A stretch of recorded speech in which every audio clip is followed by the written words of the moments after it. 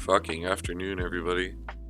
My name is John from Team Doom Spiral, and I have my co-host here, Garrett, also from Team Doom Spiral. What's up, Garrett? Sup, gamers? Having a good gamer day. Oh yeah, we're all having a great gamer day. Oh yeah. How's it going? Oh man, well, it's pretty good overall. I mean, today we're gonna be talking about the Tyranid Codex. Perfect. Something I'm kind of familiar with. Yeah, man, nothing but bugs. Bugs I'm and more homebrew. familiar. I'm more familiar. Oh no, I'm more familiar with Tyranids than I am with Harlequins. So Hey, there you go. take that with what you will. And that book's not even out yet. Yeah, sure. Oh Lord.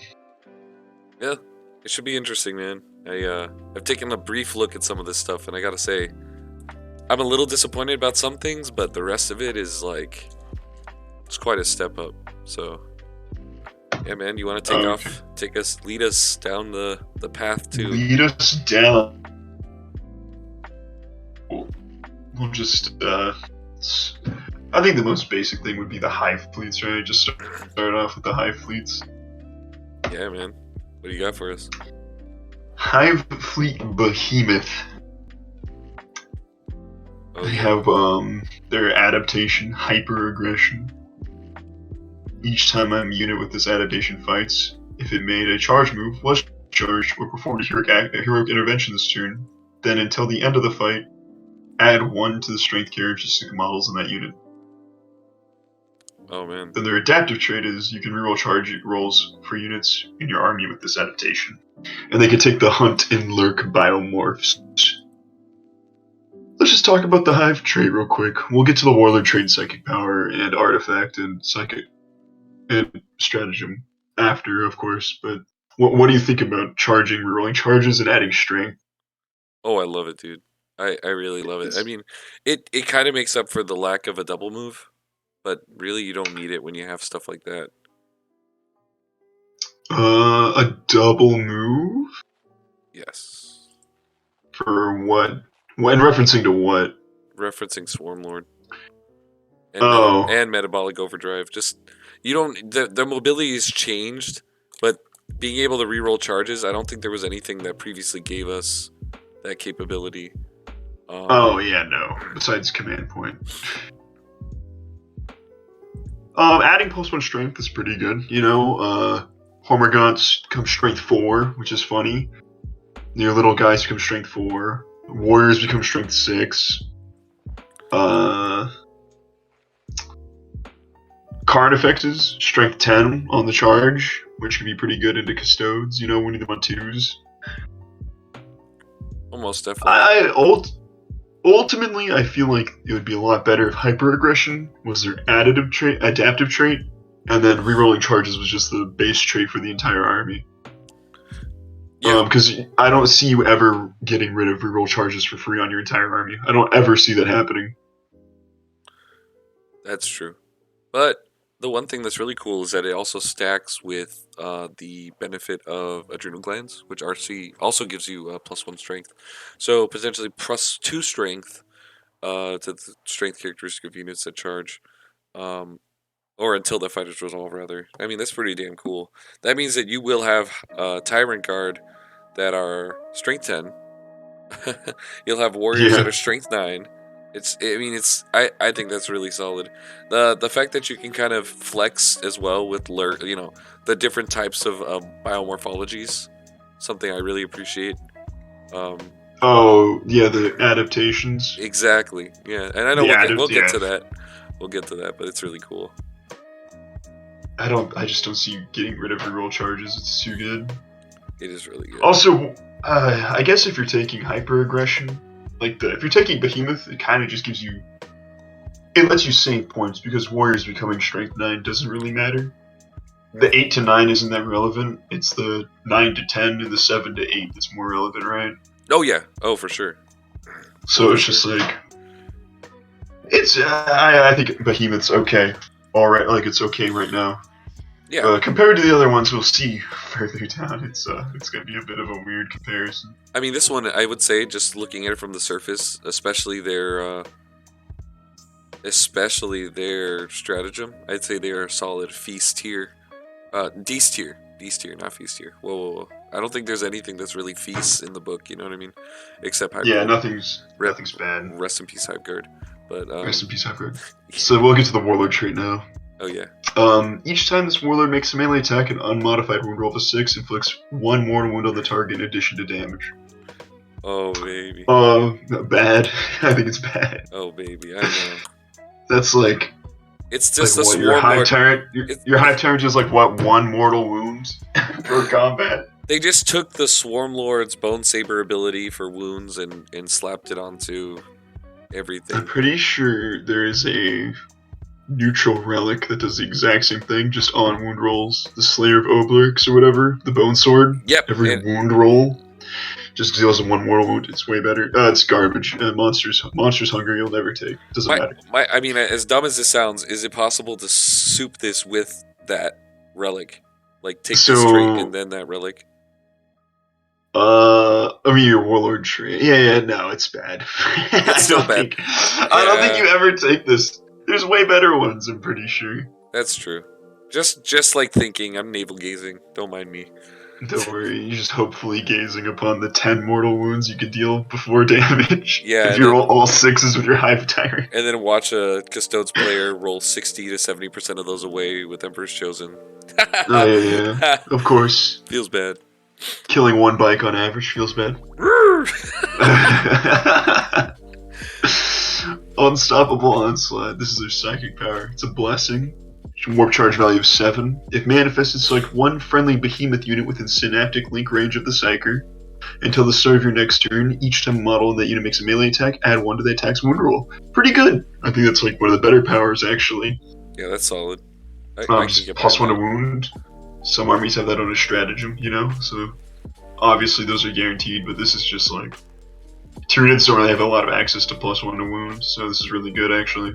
Yeah, no. I think the one that they have right now is Crusher, and I don't even think that they're sticking around.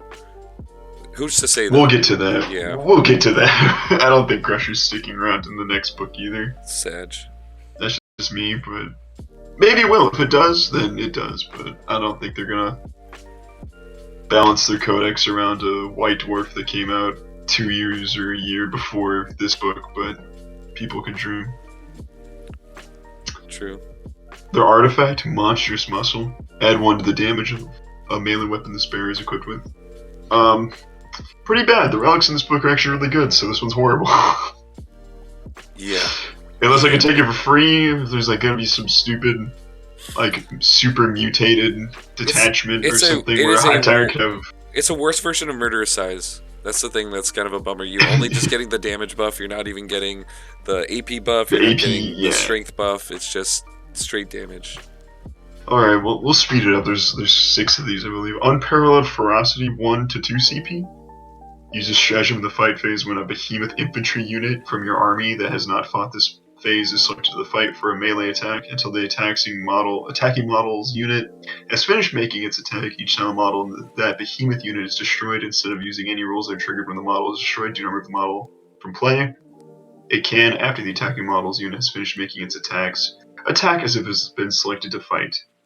After resolving the attacks, the destroyed model is then removed. If this is infantry, it costs 1, otherwise it costs 2. If it has the endless multitude keywords, so Termagants and Hormagaunts, this costs 1, everything else is cost 2. Yeah. Oh, and Gargoyles, but I don't know. It's pretty good, but fight on death for 1 CP on a Hormagant unit? I mean, you're probably charging with the Hormagaunts. If they get charged, they're probably going to get wiped out anyways, so I guess you could just trade a little bit. They'll be strength 4 Hormagaunts. In my homebrew, oh no. In my homebrew mind, I think I would only use this in Warriors or on Tyrant Guard, because that's when they're like the best. Yeah. So it's worth the 2 CP. I mean, I think in those situations, and we'll talk about it a little more. Just a fight on death for 2 CP. I mean, if you haven't fought already, so it's kind of whatever. Yeah, it's situational. I don't know. I'd rather see like the headbutt one that they had back in their old codex. I think that was funnier. That was pretty funny. with like a bunch of Hormigons. Yeah. Or like a Pylon again or something. So like a fight again would be cool for Behemoth because they're very close combat oriented, obviously. But they got rid of most of the fight again shit. Yeah. This is fun. I don't think it's bad. It's pretty situational though, because usually if your Tyranids, whatever's charging you is most likely going to kill you. Usually you're the one charging stuff, so if anything's charging you, it's going to wipe you out. Oh yeah, especially with the way the game's gotten. It's true. Yeah. So it's like this is really useful, but it's kind of like a worst case scenario thing, and it plays in with your high fleet adaptation of getting +1 to strength. So if people charge you, you're on equal footing, I guess. Yeah. I don't know. High fleet Behemoth seems pretty okay. There's better ones, but we'll get to that.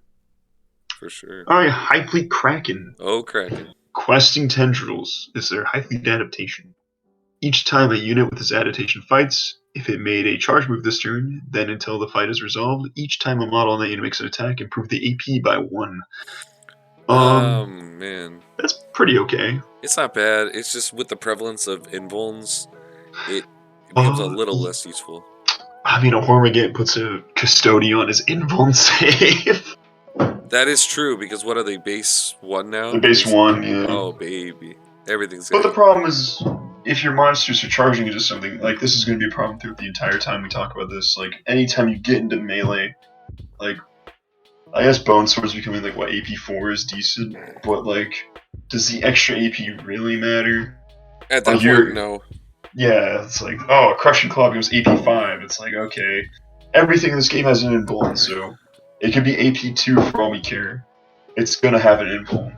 That's what ultimately, I mean. Diminishing returns. It's kind of whatever. Yeah. Yeah, it's kind of whatever. Against an older army like Death Guard, or you just negate saves, it's pretty good, I think. Like some Marines, just like, oh, you don't get an armor save, that sucks, dude. Yeah. I think it'd be pretty good. But with the newer armies, like Custodes and stuff like that, Custodes, Harlequins, Eldar, every Eldar unit has a fucking invulnerable save.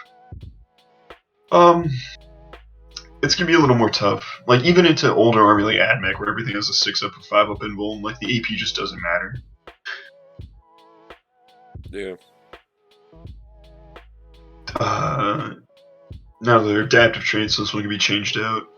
Each time a unit with this adaptation advances, if it is not affected by the opportunistic advance stratagem, or the bounding advance stratagem, do not make an advance roll. Instead, the unit at the end of the phase add D3+3 to the move characteristic of the model in that unit. So I just want to make sure that my reading comprehension's on point when I read this, but like those stratagems and this adaptation, you're not technically advancing, you're just adding to your movement characteristics, so you still get to charge, is that correct? Or am I totally off base there?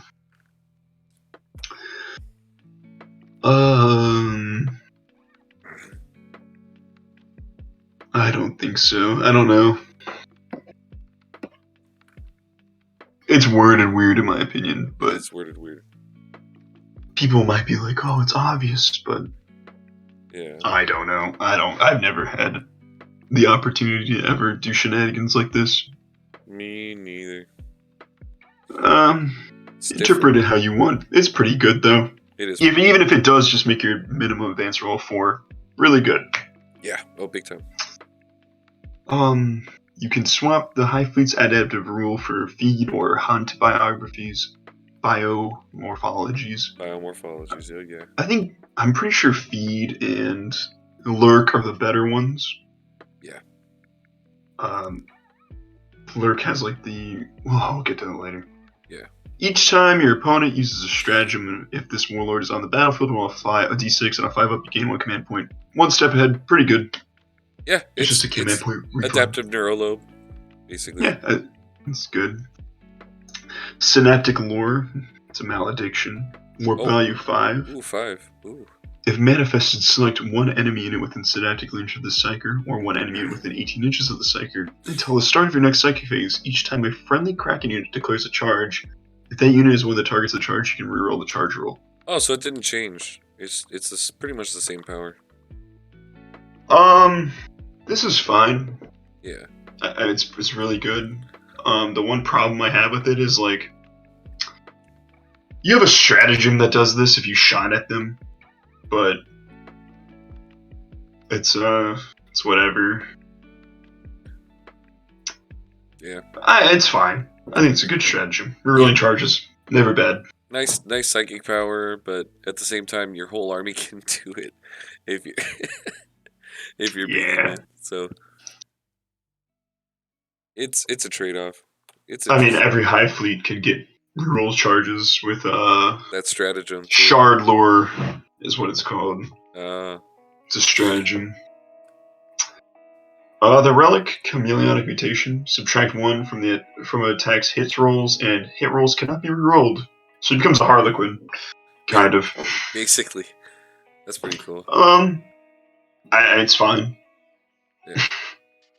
It's fine. I think there's better relics, but it's gonna be said about a lot of the stuff that doesn't just give you a stupid cannon, like or the swords, Right. or the swords that do mortal wounds on wounds, which is like really good. Really good.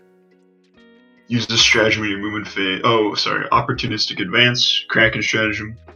In your movement phase, when a Kraken unit from your army is selected to move until the end of the turn, each time it advances, add 8 to the movement characteristics of the model.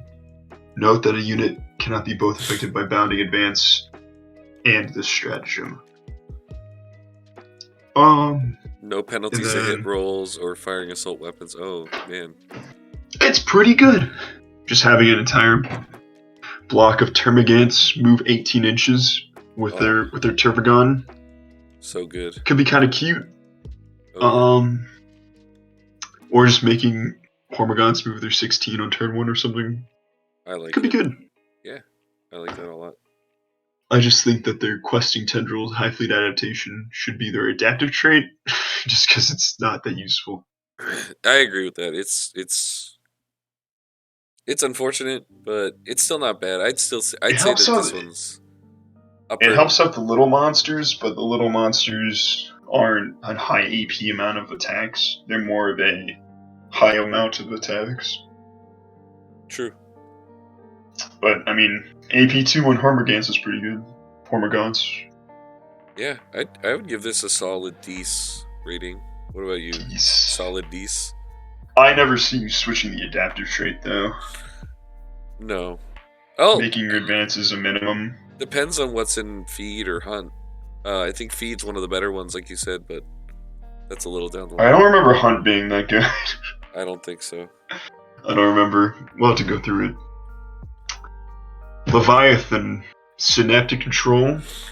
Synapse creatures have transhuman. Non-synapse creatures have baby transhuman. That's my favorite. Obviously, it's good.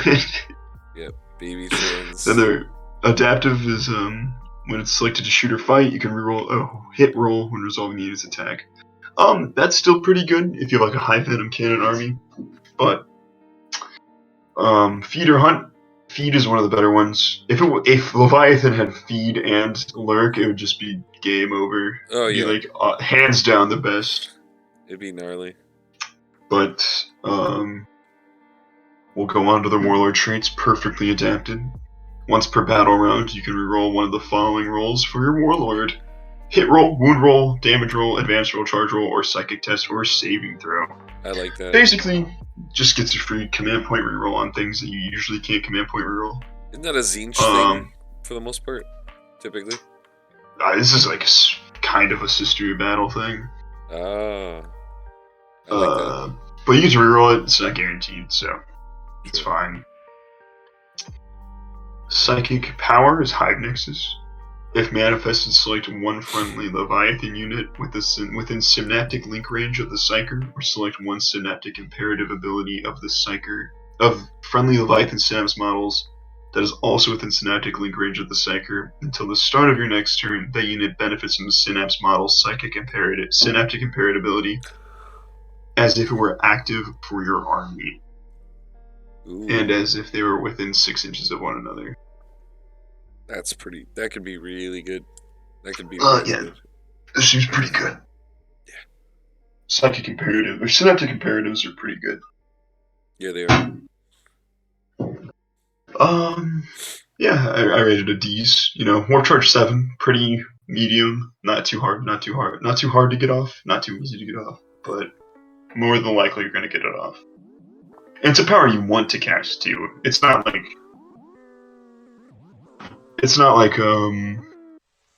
what is it?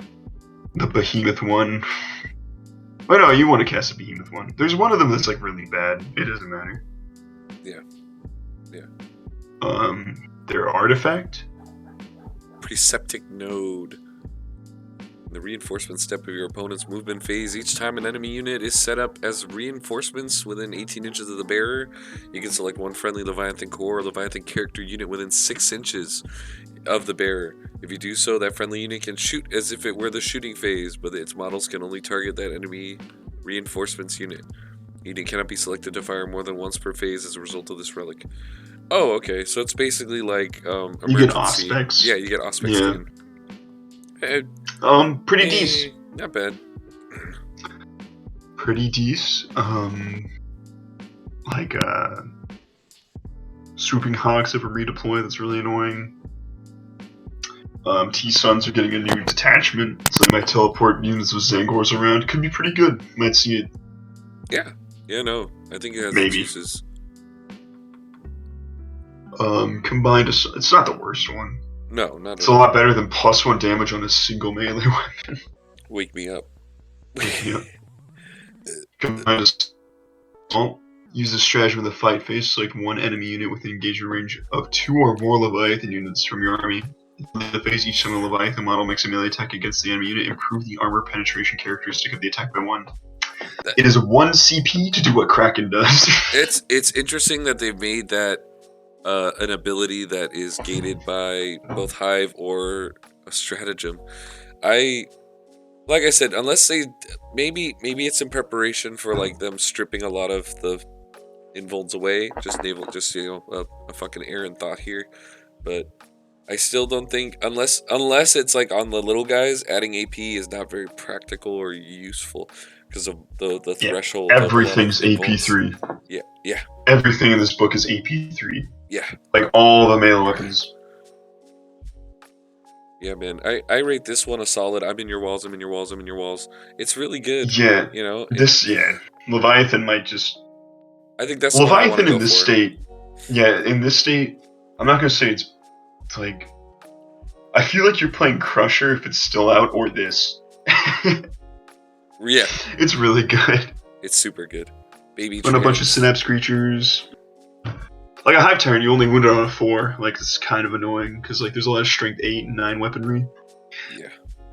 So, unmodified wound roll of a 3 always fails. So like, a Custo jet biker charging you doesn't wound you on a 2 anymore.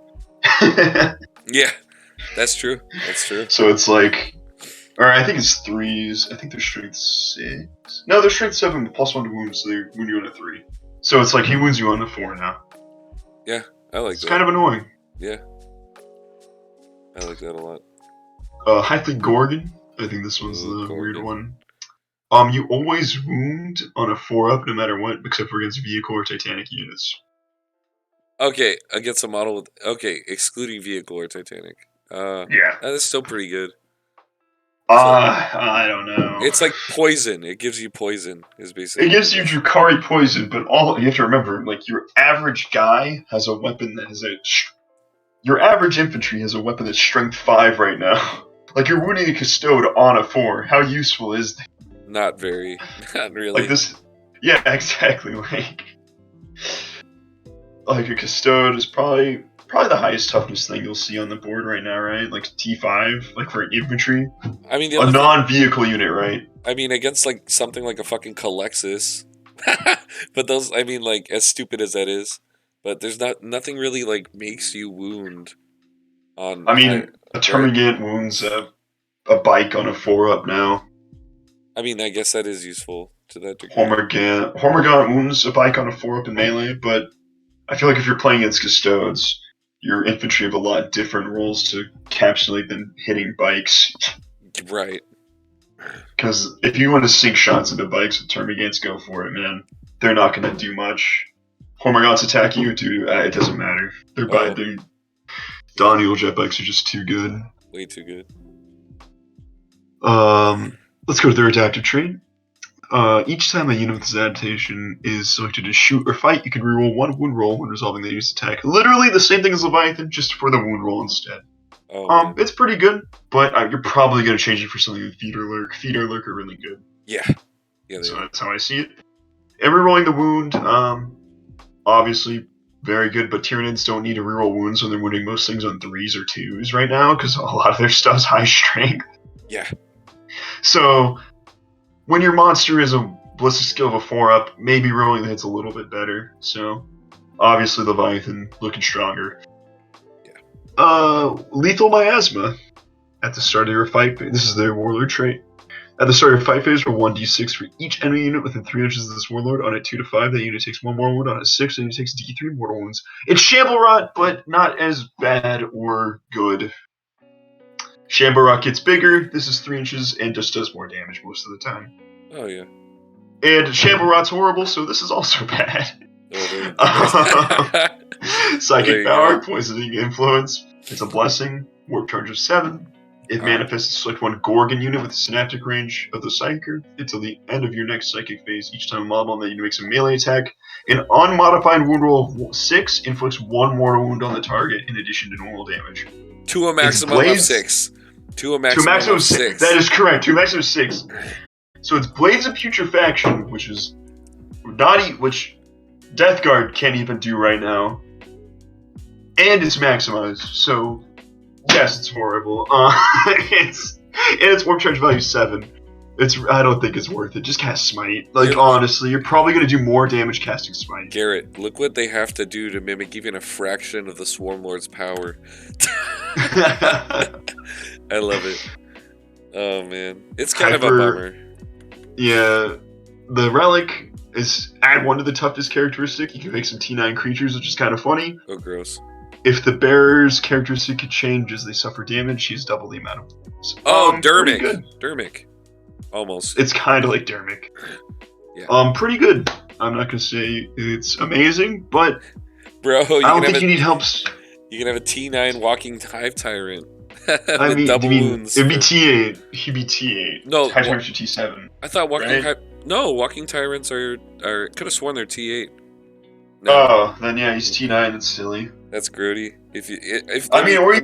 Or you can just make him transhuman, because anything that's attacking you that powerful doesn't matter. Oh yeah, true. 8 to 9 doesn't matter. Remember, we went over this. I know. It just sounds so good. It feels good. It makes strength 5 weapons wound you the same, and strength 4 weapons already wound you on 6s, so it doesn't matter. True. Just take the transhuman. It's better. Yeah. Hypertoxicity 1 CP. Use this strategy in the fight phase when a Gorgon Toxin Sacs unit from your army is selected to fight until the end of the phase. Each time a Toxin Sacs unit model in this unit makes a melee attack, an unmodified wound roll, hit roll of a 5 automatically wounds the target.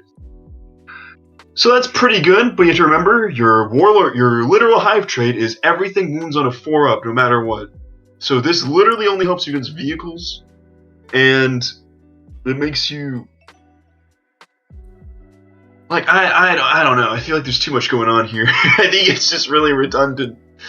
It kind of reminds me of the AdMech ability, when you're shooting, but I don't think Tyranids really has something that can be that high volume unless it's Hormagaunts.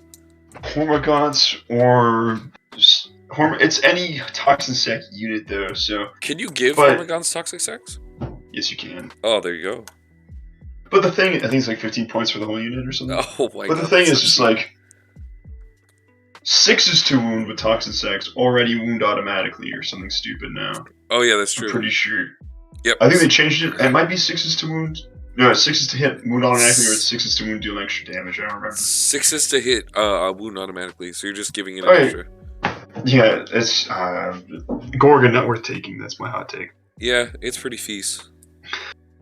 It's just, it's trying too hard to make your other creatures good when you're trying to just put heavy venom cannon in an army. Oh, heavy venom cannons. Oh man. I think heavy venom cannons are good. High fleet adaptation, tunnel networks. Each time this is Jormungandr. Yep. One of our friends' favored high fleets.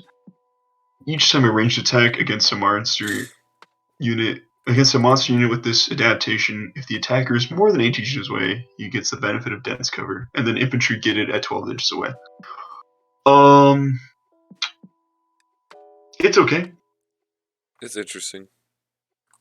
It is interesting. Dense cover -1 to hit, right? Yeah. I mean, it's pretty good. You don't need fucking Malanthropes or Venomthropes for this one, as long as you space yourself properly. That's pretty cool. Yeah. Frees you up for other shit. Yeah. So And their adaptive trait is you have blasts. You have the number of models in your unit for blast weapons. They oh hunt and lurk as their hyper adaptation, so lurk is pretty good. Like I said, I don't remember hunt being all that good. oh I like that. Affecting blast is really good, but gain the benefit of dense cover, like, I mean, yeah, I don't know. I don't know how to feel about this one. Monsters getting dense cover 18 inches away. That's 18 inches is a really, really like long range, though. Yeah. It could be good. I think it's trying to hedge into like a defensive turn 2 army, possibly. Because they get a deep strike for free. That's like their thing. They have buried in wait. It's their strategy before the game to put a unit in deep strike. So I don't know. I don't know how to feel about this one. It could be pretty good, could be pretty bad. But I mean, at the end of the day, you're making a custode hit on a 3, and a lot of the other stuff could get pluses to hit pretty easily. Or they just reroll everything. True. I don't know. Custodes have a version of this with a Vexilla that gives everything with a random dense cover, and I don't take them, so I don't know how good this is. Yeah. We'll move on. Sounds good. Take what you will. It's like a weird. So the Warlord trait, in your command phase, select one Jormungandr unit within synaptic link range of this Warlord until the start of your next command phase. Each time a model in that unit makes an attack, the target does not get the benefits of cover against the attack. Ooh. Ooh. But you have to be oh wait, until next. You have to be in synaptic range. Yeah, so 12 inches of the Warlord. Just to ignore cover to as a make Warlord trait. Yeah. Yeah. How many armies are messing with cover right now, though, besides the one we just read? Not many. I don't Yeah. think. It's pretty cool. Like, The benefits of cover. So +1 to save and -1 to hit. Yeah. That's cool. Better than Hiveguard now. I had to chill. Lurking Claws. It's improved the AP of a unit. Stop it. It doesn't matter. It doesn't matter. AP doesn't matter. Of attack by Like for us, oh my god. Especially for melee. Especially for melee. It's a warp charge 7 power too, bro. I can't. No one's gonna take that. No one's gonna take.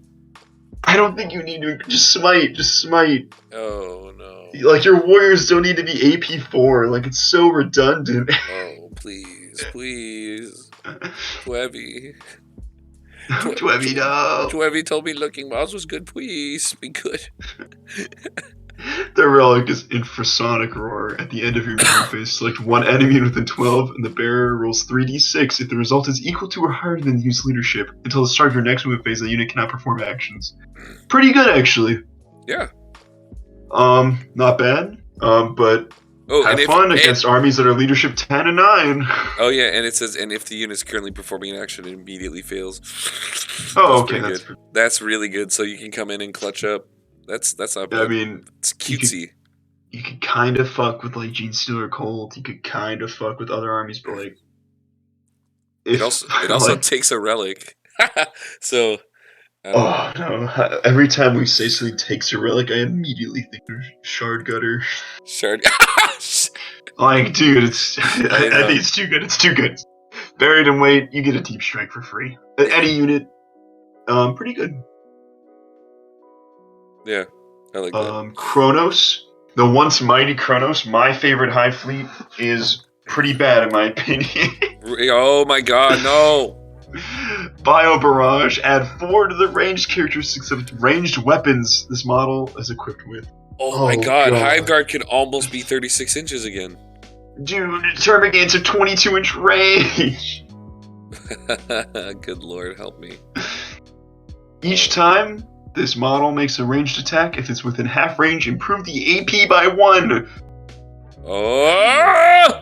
Your guns are literally AP 3 and 4, and one of them is AP 5. It doesn't matter. Bro, I'm malding. I'm malding too.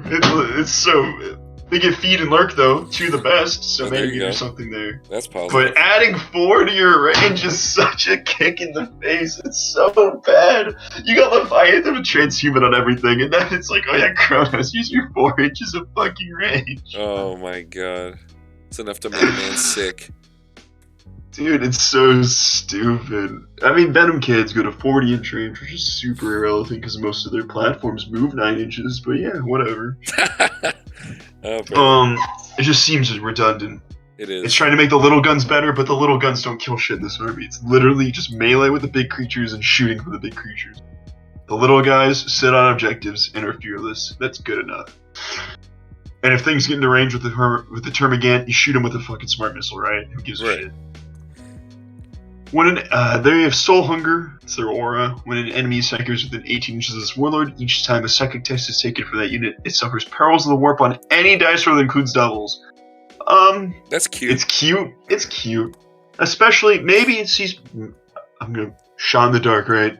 T-Sons are getting a new detachment. Maybe you could play a Kronos with Soul Hunger, some defense against that. Because they also have one of the better stratagems for...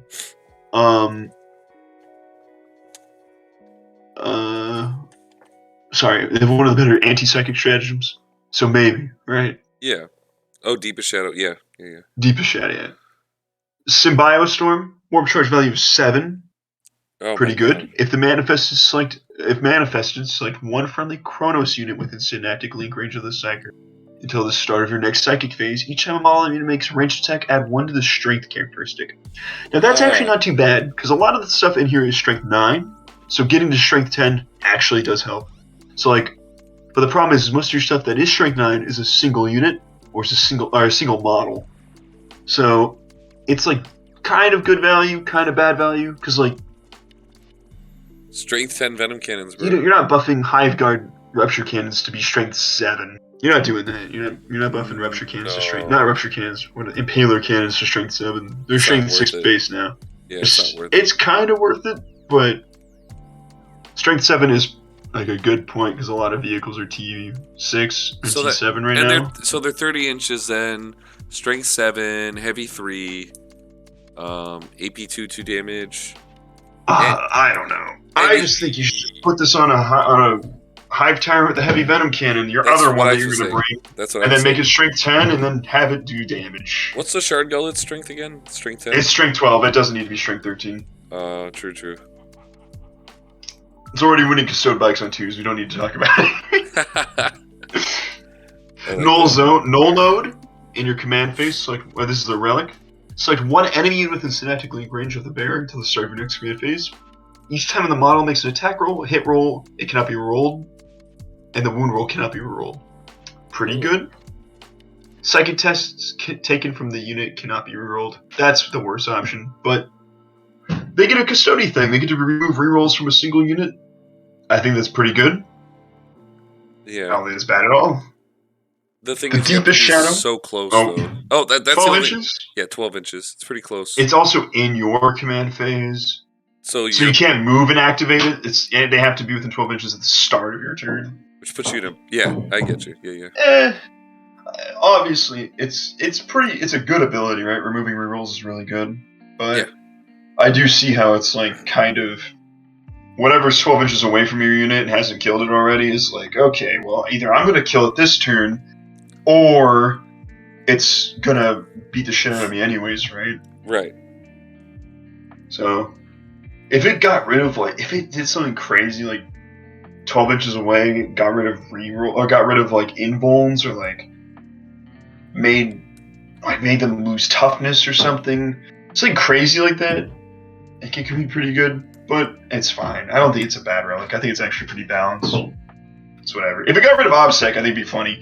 That would be really funny. Yeah, because it's like, I stole your objective.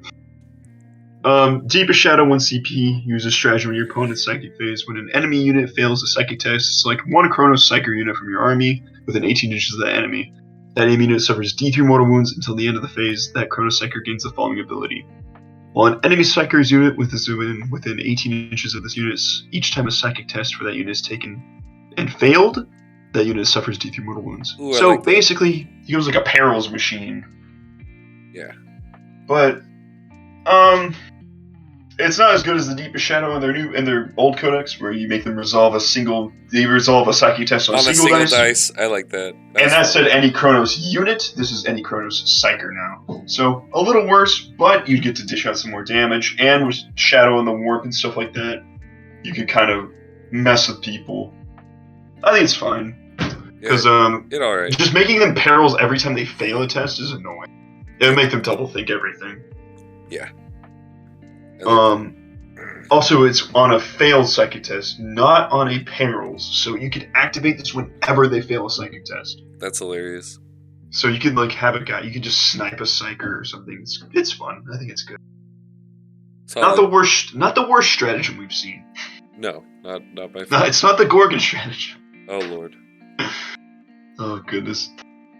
Swarming Instincts for Hydra. Each time a model with this adaptation makes a melee attack, the target's unit containing fewer models add 1 to the attack's hit roll. Pretty good, actually. For the purpose of this adaptation, vehicles and monsters count as 5 models. I think that's pretty good. Ooh, yeah. Adding the hit roll is good. AP, not good. Hit roll, yes. Your guys will hit on 2s. They'll hit, your little creatures will hit on 3s. Way better than, oh, my AP weapon that's already putting on your invuln is just gonna make you go more on that invuln. Less relevant, right? Mm-hmm. Adaptive trait, add 1 to the move characteristic, so you always get +1 to movement, and you consolidate an additional 3 inches. Very good. I think that's very good. Wow. It's gonna be hard. Ooh. So just an inch of movement, kind of, that's decent, not horrible. But the extra 3 inches to consolidate is ridiculous. So you can have stuff like fucking consolidating 6 inches. Hormigons consolidate 9. It's ridiculous. Warriors moving 8 inches if you give them adrenal glands. That's pretty. Oh yeah, I like that. Super good. Also, you get +1 to hit with warriors. They add +1 to the attack's hit roll, so your warriors are beating on 2s. Oh baby. You don't need to have their psychic thing up, or their synaptic thingy. Big fan. Also, you get feed and hunt, but feed's better. Feed. Sneed. Endless regeneration. At the beginning of your command phase, your warlord regens D3 wounds. They can only heal himself once per turn. It's pretty good. Yeah. It's not horrible. He could get unbracketed, if that makes sense. Yeah. It's fine. I like the power name. Psychic Shriek! Psychic Shriek! Psychic Re! 7, or Warp Charge 6. If manifested, select 1 enemy unit within synaptic leg range of the Psyker, or 1 enemy within 18 inches of the Psyker. Roll 1d6 for each friendly Hydra infantry and Hydra beast model within 3 inches of the unit. 3d6s for each friendly Hydra monster model within 3 inches of the unit. For each 5-up, the enemy suffers 1 mortal wound, maximum 6. It's like a shitty Plague Wind. It doesn't matter. It's Warp Charge value 6. It's not like it's hard to cast. You can eke out some mortal wounds. Ooh, I think you're gonna like the next one a lot. Barb Swarm Infestation. Reroll the wound roll of a ranged attack. Each time the bearer makes a ranged attack, you can reroll the wound roll. This is an artifact. Shard Gullet. Shard Gullet wounds everything on 2s, and it rerolls. It's beautiful. It's funny. You can't take Shard Gullet and this because they're both relics, but whatever. 1 CP critical mass. Use this stratagem in your fight phase when a Hydra unit from your army is selected to fight until the end of the phase. Each time a melee attack is made by a model that unit targets an enemy with fewer models than your own, you can reroll the wound roll. Very good. I think it's a very good. Like 1 CP to reroll wounds. I'll take it, bro. For the entire unit. Awesome. I love it. I like You that gain a plus lot. 1 to hit, and you get to reroll all your wounds. Fucking This fantastic. is really good for melee. Very, very good for melee and for shooting. And for Oh shooting yeah, and for potentially. sure. So doing all of the high fleets, Kronos is the worst high fleet adaptations, but I think they are very good. Yep. But I think Leviathan's probably the number one. Oh, I agree with you there. Leviathan's number one. Hydra's probably number two in my opinion. The extra consolidations, the extra to hit rolls is really good. And then rerolling all your wounds is amazing in my opinion. But I think it's Leviathan, Hydra, Kronos, Jormungandr, Behemoth, and Gorgon. Yeah. And then Kraken somewhere in there. I don't really care. I think Gorgon is so horrible. I second that. It's sad. It's sad. It's just because their adaptation is you wound things on a 4-up, and then their stratagem is you circumvent their half fleet adaptation. So it's like, whatever, I guess. Yeah.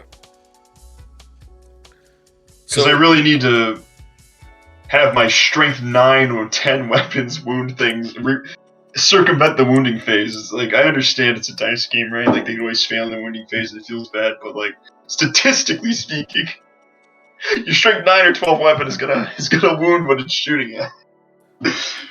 Yeah. Like, when you're wounding T8 on a 3, right? Like, you're just gonna wound it, in my opinion, but whatever. True. So We'll get to the biomorphologies. Oh baby. Mind if I These cover are the Hunt, King? We'll cover Hunt, but like the biomorphologies are the changeable high fleet adaptations you could take if your high fleet lets you. You could take. They usually give you 2 trees. It's kind of weird that they didn't have one that could take all 3 trees, just as like they're super adaptive kind of meme. But whatever. Biomorphologies Hunt. Adrenalized Onslaught. Each time a model in this adaptation makes a consolidation move, it can move adaptation 3 inches. Pretty good, right? But you can just play Hydra. If you want to consolidate more, just play Hydra. It's built in to get extra movement, and they have decent stuff. Like Psychic Shriek's pretty okay, Critical Mass is good. And their Warlord, their artifact isn't dog shit. Lets you reroll wounds for your Heavy Venom Cannon. Cool. Hind Reflexes. Units with this adaptation are eligible to shoot in the turn which they fell back, but they then have -1 to hit for ranged attacks. Whatever. I don't think that's really applicable, because whatever is charging you in this edition will probably kill you, or whatever you charge will probably die. So I think that's pretty irrelevant, unless you're having a slugfest with like 5 Primaris Marines, but when are we seeing Primaris Marines, right? And also, most of the shooting that we care about is already on a monster that can shoot with big guns. And you just shoot in combat. Yeah, exactly. Why would I get rid of its psychic powers too, am I right? Right. Augmented Ferocity, add 1 to the charge rolls. You just play Hydra and add 1 to your movement characters, so it can kind of do the same thing. Yeah. Or you could just play Behemoth and reroll charges for free. And they could take Hunt. So you could just do both, I guess, but then you would lose it, so it doesn't matter. Synaptic Goading at the start of your first battle round. Before the turn begins, endless multitude units, so Gargoyles, Hormagaunts, and Termagants, with this adaptation can make a 6-inch normal move. Oh, that's pretty strong. That's pretty strong if you're running heavy pretty strong if you're running heavy amounts of them, but also just in Hunt, like I think Kraken can take Hunt, so it's like you're not taking this because you can just advance them anyways. And would you rather you guys move to 6 inches at the start of the game, or advance D3 +3 for the rest of the game? True. I guess you can do this with Leviathan. It'd be pretty good. Yeah. But they also get feed, so it's like, which one do you want? Ambush Predators use this adaptation are eligible to perform heroic adventures if they were a character unit. That's my favorite one. That's the best one. That's my favorite one. That is Synaptic Goading. So this is what I was thinking about, dude, when I was thinking about Hive Tyrants, or a Tyrant Guard. Yeah. Because then it's like, you can do the stupid shit where you have the Tyrant guard behind a wall, 3 inches away from the Hive Tyrant. If they charge your Hive Tyrant, cool, you can heroically intervene with your fucking Tyrant guard and just do some fucked up shit. That's pretty cool. I like that one a lot. Yeah, it's pretty good actually. The only problem is like, if you're against a wall, you're an inch away, so they have to be within 2 inches of the wall. True. You can kind of fandangle it. Because they have big I mean, bases. it's still pretty good. I think it's fine. Yeah. You become Space Wolves. Yeah. Whatever. Sweet. I mean, yeah. Hey, if you're Behemoth, you get +1 to strength. True. All at the cost of rerolling charges for free. It's so stupid. If you could reroll charges and you could take augmented ferocity with Behemoth, I think it'd be way better. I can agree with You roll that. charges and +1 instead of getting +1 strength. Yeah. Whatever. It's fine. Can't have it all. Lurk, exoskeleton reinforcement, ignore AP -1. Decent. Yeah, not bad. But how much AP1 is running around right now? Very little. Helps you against other Tyranid armies, I guess, if you want to be more resistant to Hormagaunts and Termagant fire. I don't know. Yeah. When a lot of the stuff in the book is just adding an AP, it makes this useless in the mirror match. Very much so. A lot of stuff just adds an AP. So it takes you out of the AP1 range. Termagants have a 5-up armor save, and so do Hormagaunts. So, ignoring run -1, you get your 5-up. It's not that much better. No. If you're taking them, you expect them to die anyways. I don't think it's like. Yeah. Naturalized camouflage. When you're in cover, add an additional 1 to your saving throw. I think that's really good. Yeah, it's the Lictor power, but everyone gets it. Yeah, I think it's pretty good. Ooh. Does Jormungandr get Lyric Biomorph, actually? Let me check.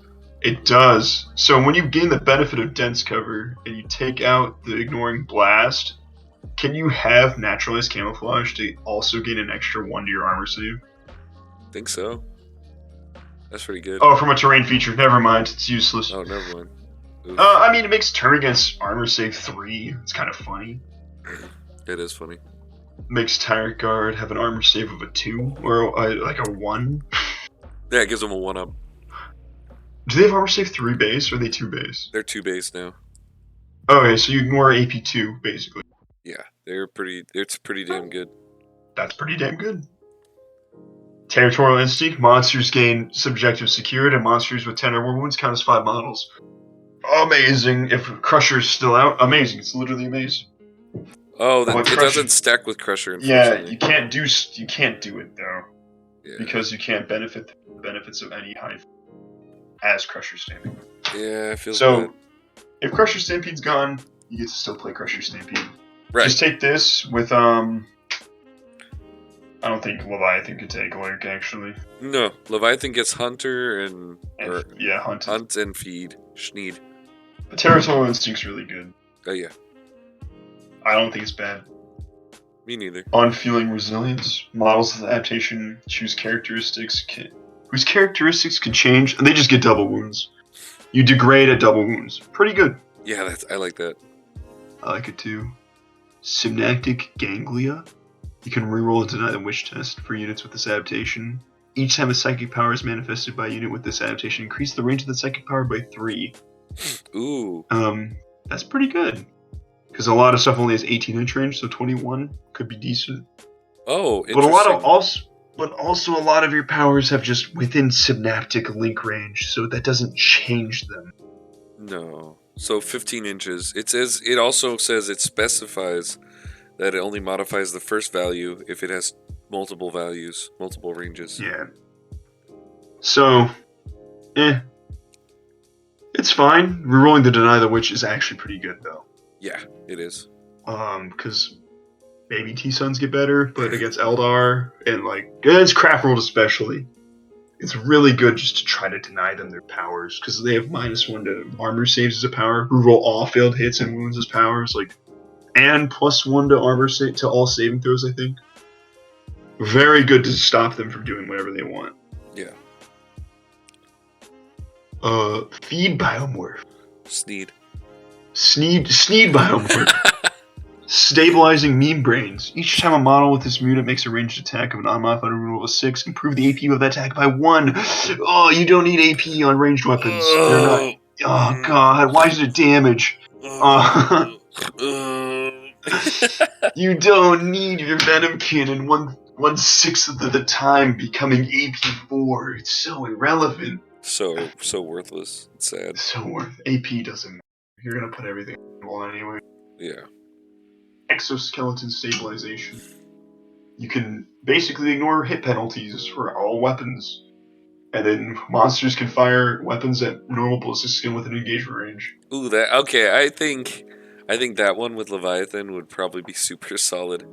So Yeah, either that or ambush good. predators, you know. But I think synaptic goading might be better with Leviathan than ambush predators. Yeah, true. But it depends on how many monsters you bring. Very true. Because if you think about it, heightened reflexes, you can fall back and still shoot, or you just take exoskeleton stabilization, have your monster shoot with no penalty in man. Yeah.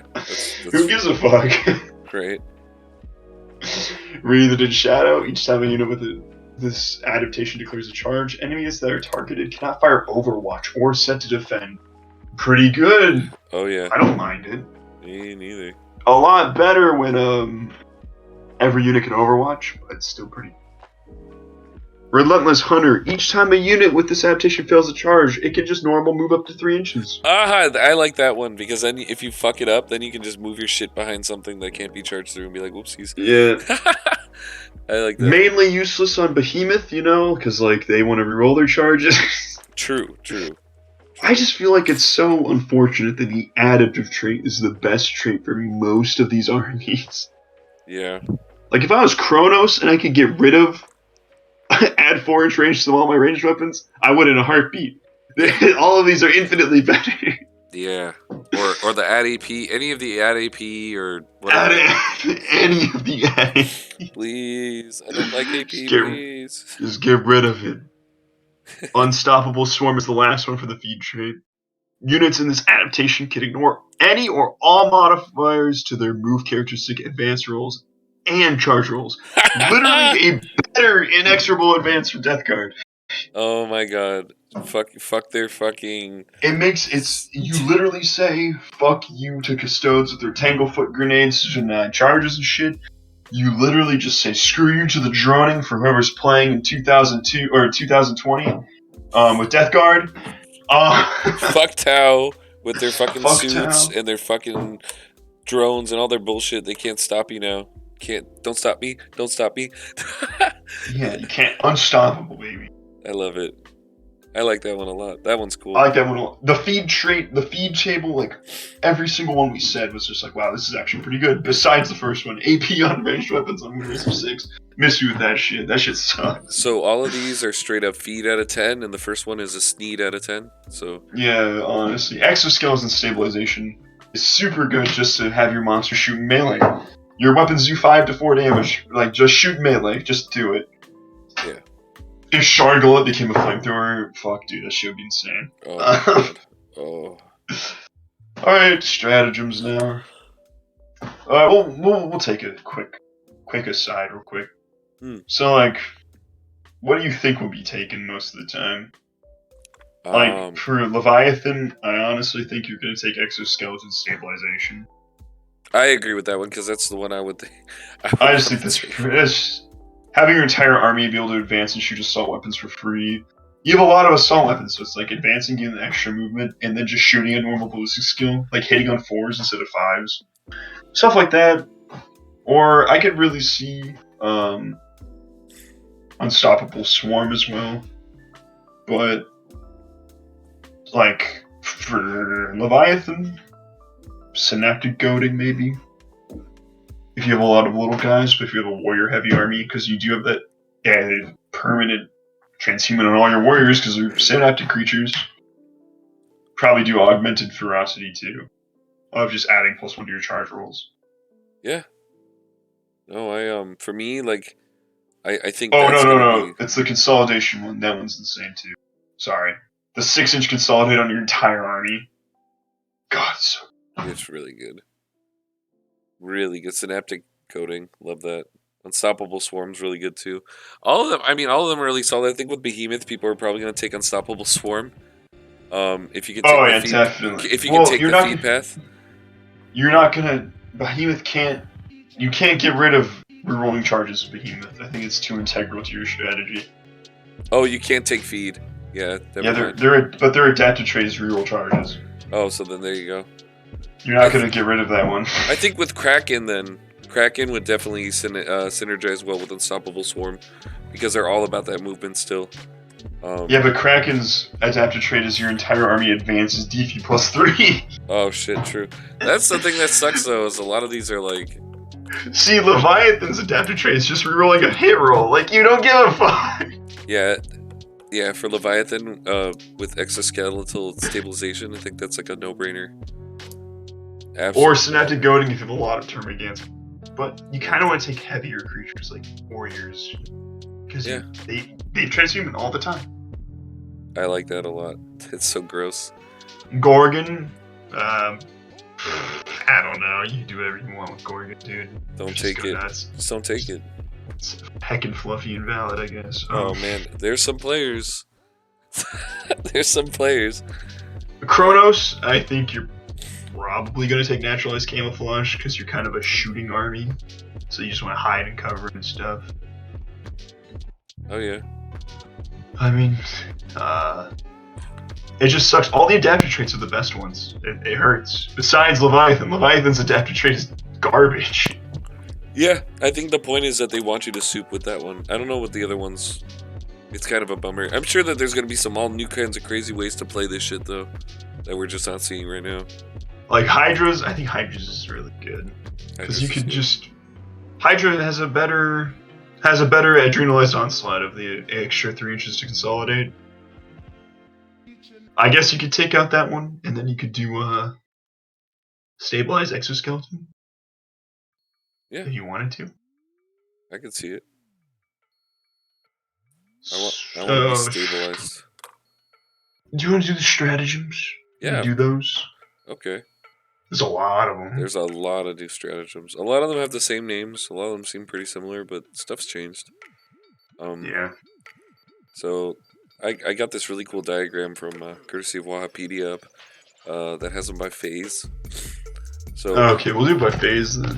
Yeah, one of the interesting ones that I see at the start of the battle round, Synaptic Legacy. So it's a 1 CP strat. Use it at the start of the battle round, and when you're selecting a Synaptic Imperative ability, if your Warlord is on the battlefield and has the Hive Tendril keyword, you can select the ability of a destroyed model from your army instead of one from a model that is on the battlefield. And you still cannot select that ability if it's already been selected by you early in the battle. So interesting. So you can do that at the top of every battle round. If there's some like a Synaptic Imperative that you lost, your Warlord can now do that shit. That's pretty cool. Yeah. It's interesting. I mean, it's not locked behind a Hive Fleet either, so it's like anytime you need something, you just need this extra tool. You can just go, oh, it's dead, I can bring it back for a turn. Yeah, I like that, especially when good. Playing with shit like now, like Bioweapon Bond, which obviously there's different ones now, but you lose your Bioweapon Bond, that's fucking it. You don't have it anymore. But with this, you'd be like, oh no, 1 CP, I still get my +1 to hit or whatever. It's cool. Yeah. I like it. Like that. Command phase. We've got 4 to pick from here. The first one being Rapid Regeneration, which has actually gotten a little bit cheaper. It was initially 2 used CP. To be 2. Yep, Yeah. now it's 1 CP. Using the command phase, select 1 Hive Tendril model from your army, and you can regenerate up to D3 lost wounds. You can only regenerate once per turn. So with Gorgon, you can't get 2 D3 wounds back. Yep. So that's the only caveat, but otherwise, not bad. It's actually affordable. It's pretty Your decent. only way of healing in the entire book. Right. So it's okay. And the Swarm's the next one, another 1 CP stratagem with the command phase. Select one Endless Multitude unit from your army. That's Gargoyles, Termagants, Hormagaunts. Up to D3 plus 3 destroyed models can be added back to that unit with their full wounds remaining. These return models can be set up within engagement range of enemy units that are already within engagement range of that unit. Oh, can only be set up within engagement range of enemy units that are already within engagement range of that unit they are being added back to. So very So, situational, but very good if you're like you don't want to lose an objective and you're in the fight phase or whatever, or command um, phase to steal an objective back. Like if you have less models, shit like that. As like a there's a lot of strat. The Tyranid have a crap ton of stratagems now. They have like 3 pages of this crap. yeah. I don't think it's bad. I don't think it. I think that like it's really really weird. Cause like I don't know, you're most likely gonna get like 5 Termagants, Hormagaunts, or Gargoyles back. So, for 1 CP, it's great. But it's just there to get that objective back, in my opinion. It's It's the like start of your command phase, it so you can just steal an yep. objective. It's like the dead can walk or the dead walk again. I like that. Oh, Curse of the Living Pox. Yep, the pock exactly. You know what I'm talking about. I Yeah, like don't that. It's pretty fucking. nifty. Hey man, back in I think 8th, you could put things in engagement range with that one. That's I really don't. gross. I don't remember. I don't remember. It's been Hive. such a long time. Here's the next one. Is this one's a Leviathan specific one? It's Hive Mind Imperative. Um, so this one, 1 CP. Use it your command phase to select one Leviathan unit from your army that's within 12 inches of a friendly synapse unit until the start of the next command phase. Gains objective secured, and if it performs an action, it can shoot without failing. So it's the same strat. It did not change. They did not get rid of it. That's This is from Warzone Octarius, yes, though. it is from Warzone Octarius. Oh, that's true. Never mind. It might be gone now, or are It they might be keeping it? gone. So it's good. It's still good If they keep it, so we'll just if ignore they these keep it. then. I let's disregard the Warzone Octarius ones. Because And the White Dwarf ones. though there's only 1 left, or 2 left, 3 left, 4 left. Okay, never mind. There's a lot. All right. So into the movement phase stratagems, we have Bounding Advance. This one could be either 1 or 2 CP. When a Hormagaunts unit from your army is selected to advance in the movement phase till the end of the turn, you just add 6 inches to the movement characteristic of that model. You don't make an advance roll. That unit's still eligible to declare a charge this turn, even though it advanced. Aha! If this unit has 15 or fewer, it costs 1 CP. If it's more, it costs 2. That's pretty good. So Yeah. you're moving 18 inches. 18 inches and can still charge. I like that. Pretty funny. Oh yeah, that's especially with Hormagaunts. You give them extra AP. The next strength 4 with Behemoth. then the next one's Enfolding Strike. This one's a 1 CP strat as well. In the movement phase, when a Parasite of Mortrex model from your army finishes a normal move or advances, select one enemy unit that you passed over during this phase. Roll 1d6. On a 2 through 5, it suffers D3 mortal wounds and becomes infected with parasites. On a 6, it suffers 3 mortal wounds and becomes infected with parasites. I think that's pretty cool. Parasite of Mortrex, Yeah. I got mine on pre-order. You know, it's a cool looking model. It's cool looking Yep. abilities. I dig it. Moves fast. 1 CP to just do mortals, move fast, eat ass. You know, I like that. Pretty cool.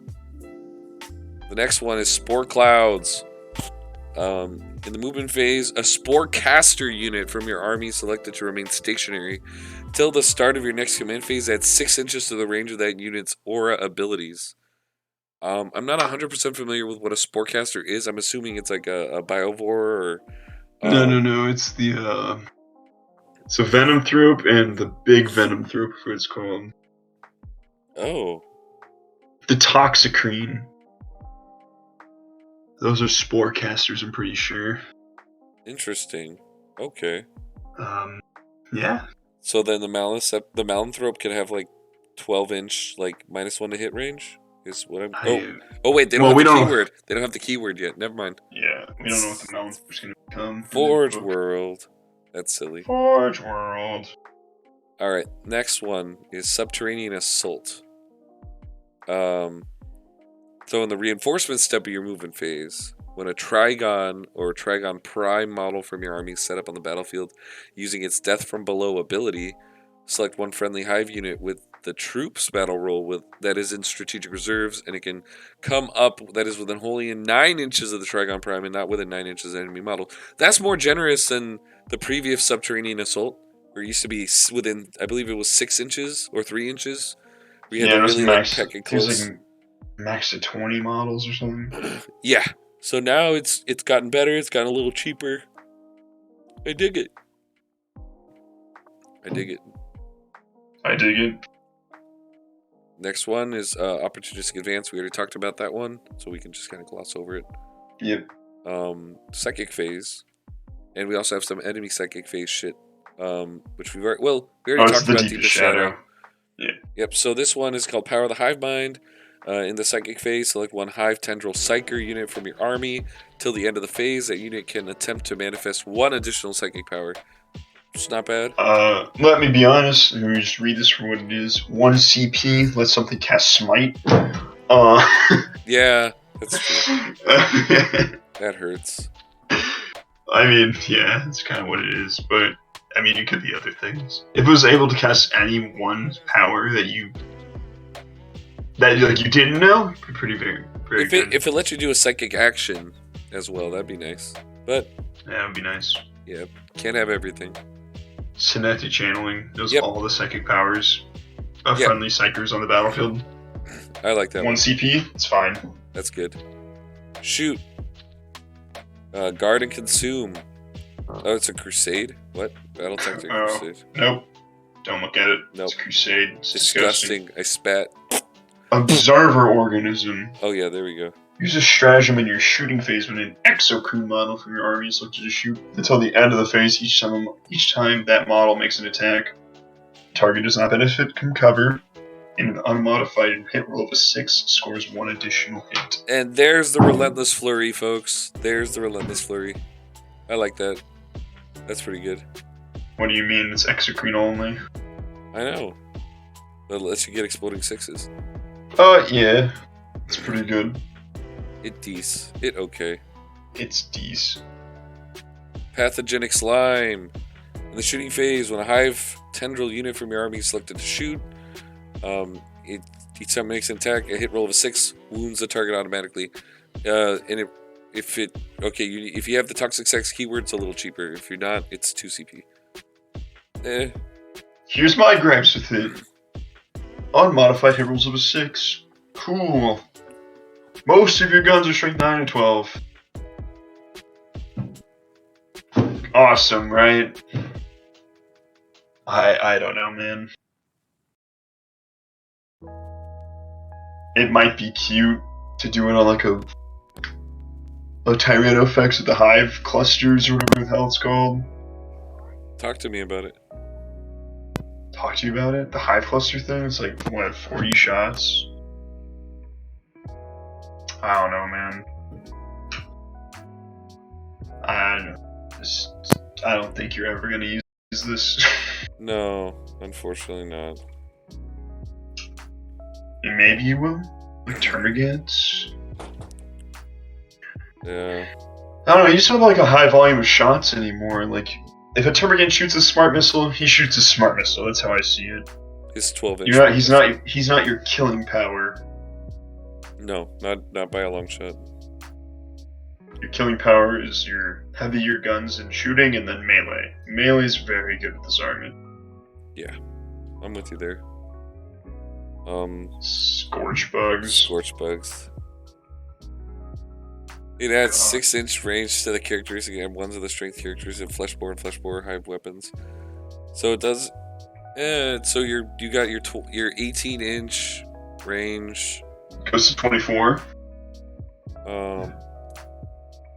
It does. Oh man. Yeah, fleshbores are 18-inch range now. Oh bro, and then if you have then if you take Kronos, oh. If you take Kronos, they have 28-inch range. If you attack within 14 inches, they're strength 7. pretty sure Chronos gives you +1 to strength, right? If you're within I half range. believe so. That's pretty good. It's It's interesting. cute. Yep, if it's a monster's keyword, it costs 2 CP. Chronos. Oh, add 1 to the armor pen. So, hell yeah, if you're within 14 inches, bro, strength 6, AP 2. Whew. If you're within 28 inches, just strength 6 guns. Hey man, that'll fuck something up. Whatever. I don't know. I'm not too hot and heavy on it. No, I get you. Do we talk about the best stratagem in the entire game? Yeah, talk to me. Talk to me about it. Shard Lure, 1 Oh. CP. Use this stratagem in your shooting phase when a ranged attack made by a model in the High Fleet Synapse unit from your army scores a hit against an enemy unit. A hit. Until the end of the turn, each time a friendly High Fleet unit declares a charge, if that enemy is one of the targets of that charge, roll 1 additional d6 and discard the dice when making the charge roll. And discard 1 dice when making the charge roll. That's pretty good. You roll 3d6-inch charges for 1 CP. Oh my goodness. And all you gotta do is hit the damn thing. Yep. I like that.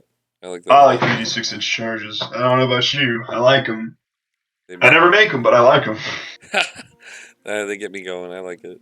I do like that a lot. For 1 CP, dude? Hell yeah. It's a bargain. Next Toxic one. Entanglement. Yeah, go for it. 1 CP. Use a stratagem in your shooting phase when a Toxic Green model from your army scores a hit against an enemy unit with a ranged attack. Roll 1d6 on a 2+ until the start of your next movement phase. Half the move characteristic of the models in the enemy unit. If the charge is declared with the enemy unit, then must be one. The Toxic Green must be one of the targets. If a charge is declared with that Toxic Green model, the enemy must be one of the targets. In addition, add 2 to the charge roll. Oh. So if you shoot at it, you get +2 to the charges, and you have their movement, and they have to charge the Toxic Green. I like that. But you have to hit it and then roll a 2 up. Oh, that's true. I like that though. I got 2 Toxic Greens coming in, so that's gonna be kind of exciting. I mean, anything to have movement, and it literally taunts them. It's a taunt effect. They have to charge you. If they want to charge. That's cool. It can fuck some I think shit it's up. fine. So the next one is Indomitable Monstrosity. This one is in any phase when a monster is selected as a target of an attack. Doesn't specify whether it's fight or shoot. Until the end of the phase, each time an attack is made against that unit, an unmodified wound roll of 1 through 3, that attack fails, irrespective of any ability. So transhuman on monsters for 1 CP. That's actually better than the Crusher Stampede one. The Crusher Stampede one is 2 CP. So yeah, I like that. If Crusher Stampede's a thing, obviously this strategy will be used a lot. I feel like it's gonna be used a lot. Just for like random stuff attacking you, especially with Knights coming out, just like 1 CP. Yep, fuck you. It's fine. Exactly. Charge phase. Pheromone Trail is still around, baby. 1 CP. Use this in your charge phase. You get to select 1 enemy unit within 6 inches of a Lictor model until the end of the phase. Each time a friendly High Fleet unit declares a charge, it gets to add 2 to the charge roll. It's interesting. You have to have a Lictor very close. I think it's good because Lictors. I think Lictors are going to be way better. I look forward to that. Lictors are my favorite models. Lictors are actually good now, in my opinion. I have 2. Also, does it affect the Lictor? Select 1 enemy unit within the Lictor. Each time a friendly High Fleet unit. Yes, if a Lictor is a friendly High Fleet unit, then it also benefits from that. For 1 CP, for 2 CP, you could get +2 to your charges and make the Lictor charge 3d6. Love it. I love it too. It's good. I think it's pretty good. That's a good one. Next one, Trampling Charge. Oh, we missed one actually. Being targeted, reinforced hive node. Ooh, okay, good point. Use this stratagem in any phase when a tier of warriors or prime unit from your army is selected as the target of attack. Till the end of the phase, each time an attack is allocated, subtract 1 to the damage characteristic of that attack to a minimum of 1. If that unit contains 5 or fewer models, the stratagem costs 1 CP, otherwise it costs you. Now that's really good, especially with Leviathan. Especially with Leviathan. Oh my god. You could have Tyranid warriors walking around, advancing and shooting at full ballistic skill with their 3 heavy venom cannons. I mean, You can do no, it in they have melee regular venom too. cannons. You can do it in melee too, though. That's the best I part. think it's very good. I can't Probably. believe I skipped over that shit. This is like your custodian stratagem. This is probably, if you had to use only 2 stratagems per game, I would say Indomitable Monstrosity it's and gonna be Shard Reinforced. Lure and Reinforced Hive Node.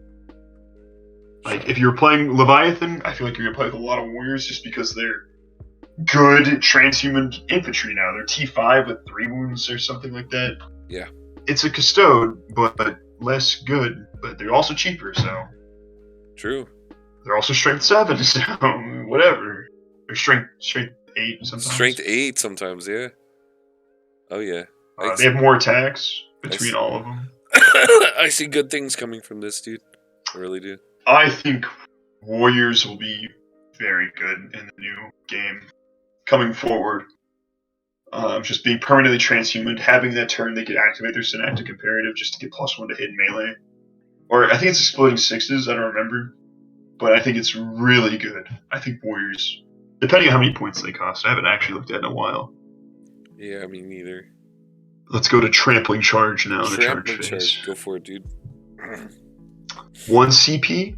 Use this in your charge phase when a high potential monster from your army finishes a charge move. Select 1 enemy within engagement range of the monster and roll 1d6. If that monster has the Horned Chitin keyword on a 2 to 4, that unit suffers 3 mortal wounds. On a 5-up, it suffers D plus 3 wounds. If it does not have the Horned Chitin keyword on a 2 to 4, that unit suffers D3 mortal wounds. On a 5-up, suffers 3 mortal wounds. Yeah, this is an interesting one. My problem with this one is people keep talking about Crusher Stampede, right? Yes.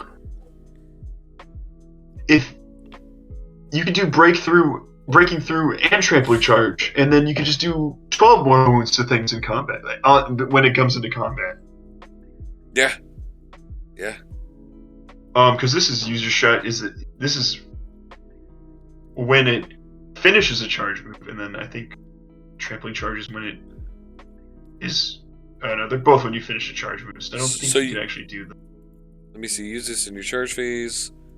Finishes a charge move. Select 1 enemy unit model within engagement range of the monster model. Roll equal number. And this one says select 1 enemy unit within engagement range of that monster model. Roll 1d6. I don't know. I don't think you could do both. You could probably do both, but not on the same target. Is what I'm thinking. Maybe. Probably. But I'm honest. This is one of the reasons why I'm thinking they're not going to have Crusher Stand. Yeah. Because this is too contradictory. I agree with that. Because it's like, if anyone who doesn't like think of rules like we do, they would just read that and be like, 2 CP, deal 12 mortal wounds, sign me the fuck up. Like, and then the judges at the ITC or FLG judges would be like, "That's how it works, sir." Yeah, it's like, I don't know, man. Hive Guard ignore all cover. They ignore dense. Dude, they actually said that though. So that's what I'm saying. Like it doesn't put it. I won't put it past anybody until they actually come out and explicitly say we're not using Crusher anymore. But people will do some dumb stuff with it until then. Like, what is it? We'll get to the enemy fight phase stuff. Like Blinding Venom, 1 CP. For gargoyles, you can reroll hit rolls. Enemies cannot reroll hit rolls, and they subtract 1 from their hit rolls if they're in melee. Ah. So 1 CP makes your gargoyles not get toasted instantly, but I guess it's fine. They're still gargoyles. They're still gargoyles. That's very correct. 1 CP acid port. Use a strategy of your fight phase when a unit from your army that contains any Axima keyword is selected to fight. Select 1 enemy unit within engagement range for that unit. Each Axima infantry model in that unit is within engagement range of the enemy unit, or 1d6 or 3d6 of that model to the monster keyword. For each 3 plus, that enemy suffers 1 more wound, max of 6 more wounds.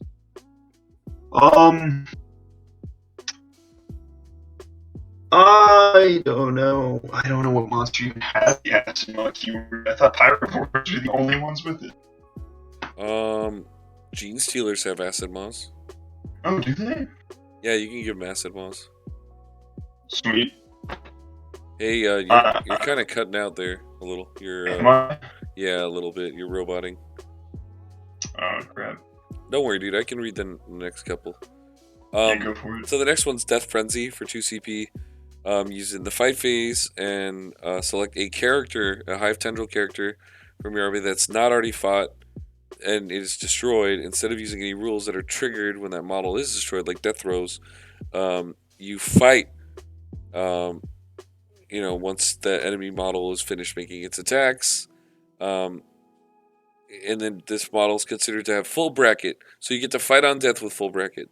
You don't explode or do death throws. So I mean that's pretty good for two CP. See, this is my problem with it, right? Hmm.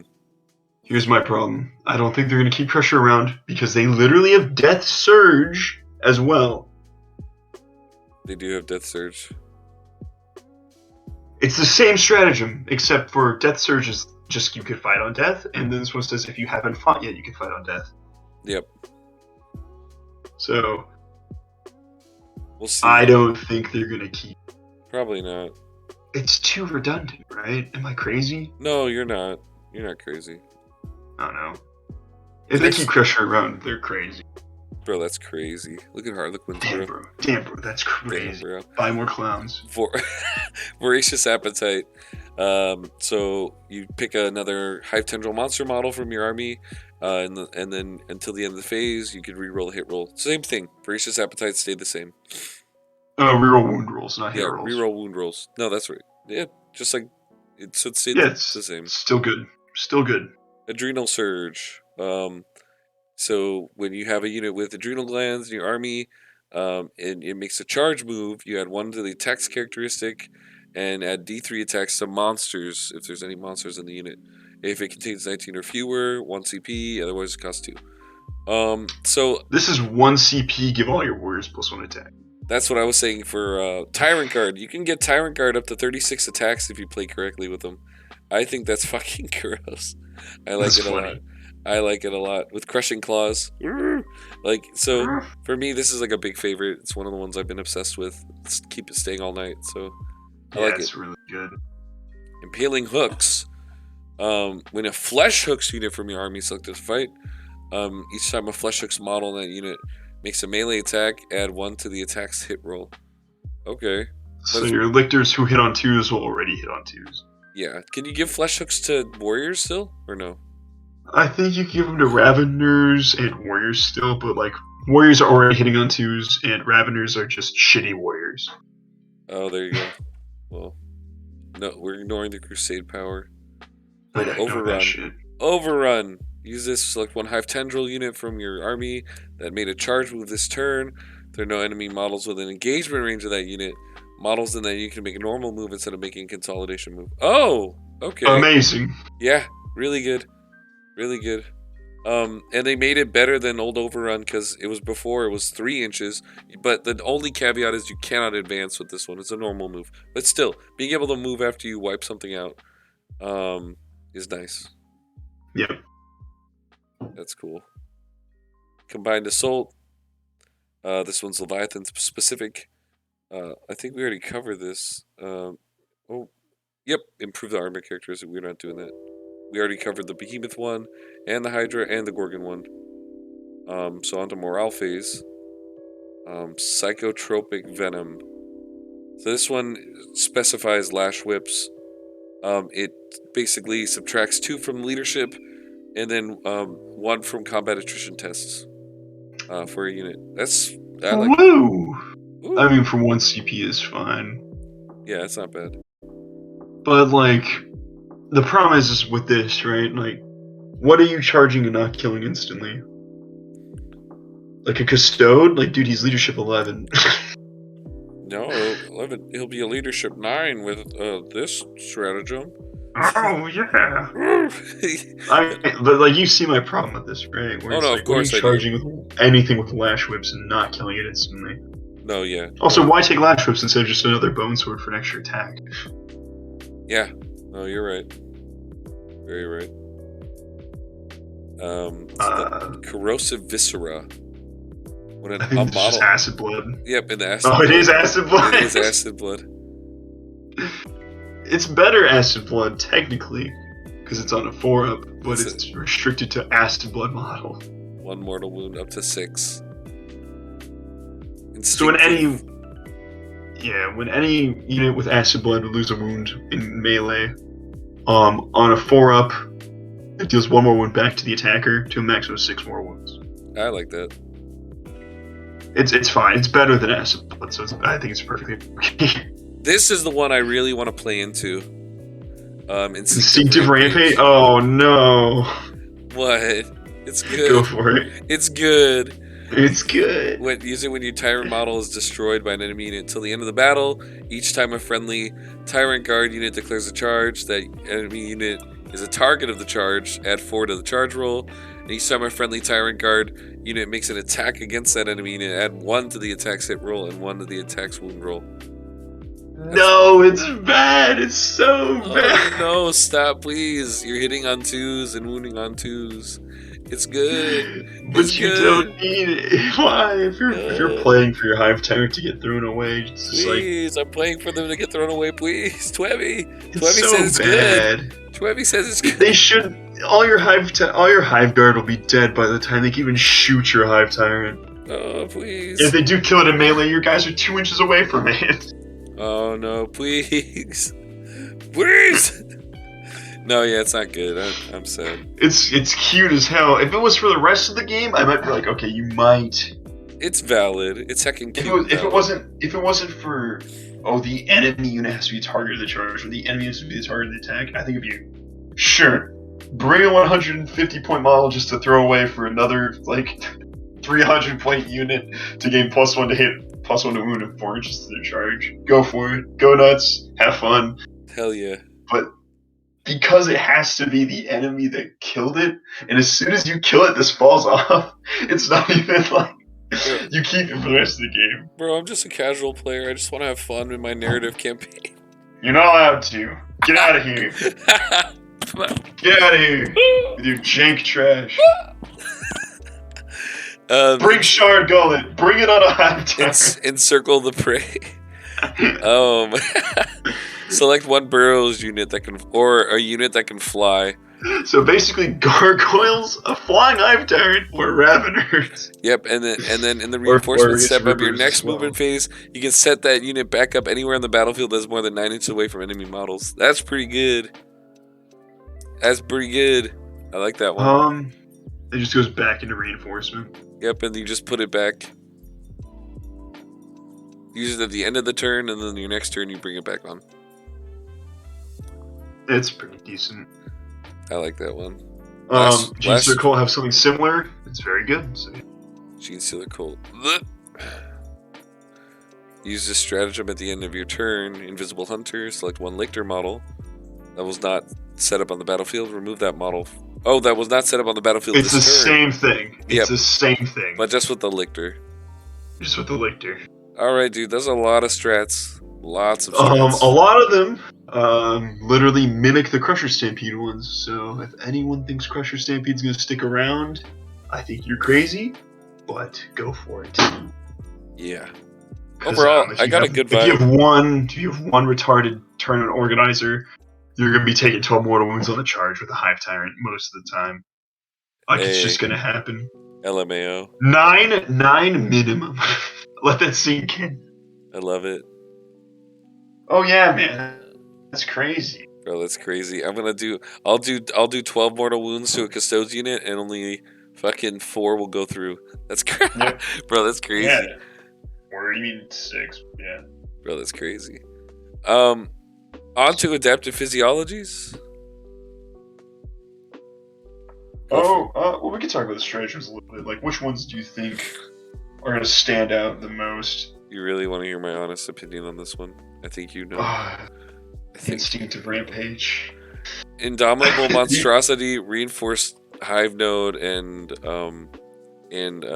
Trampling Charge. Those 3 are my favorite. Shard Lure.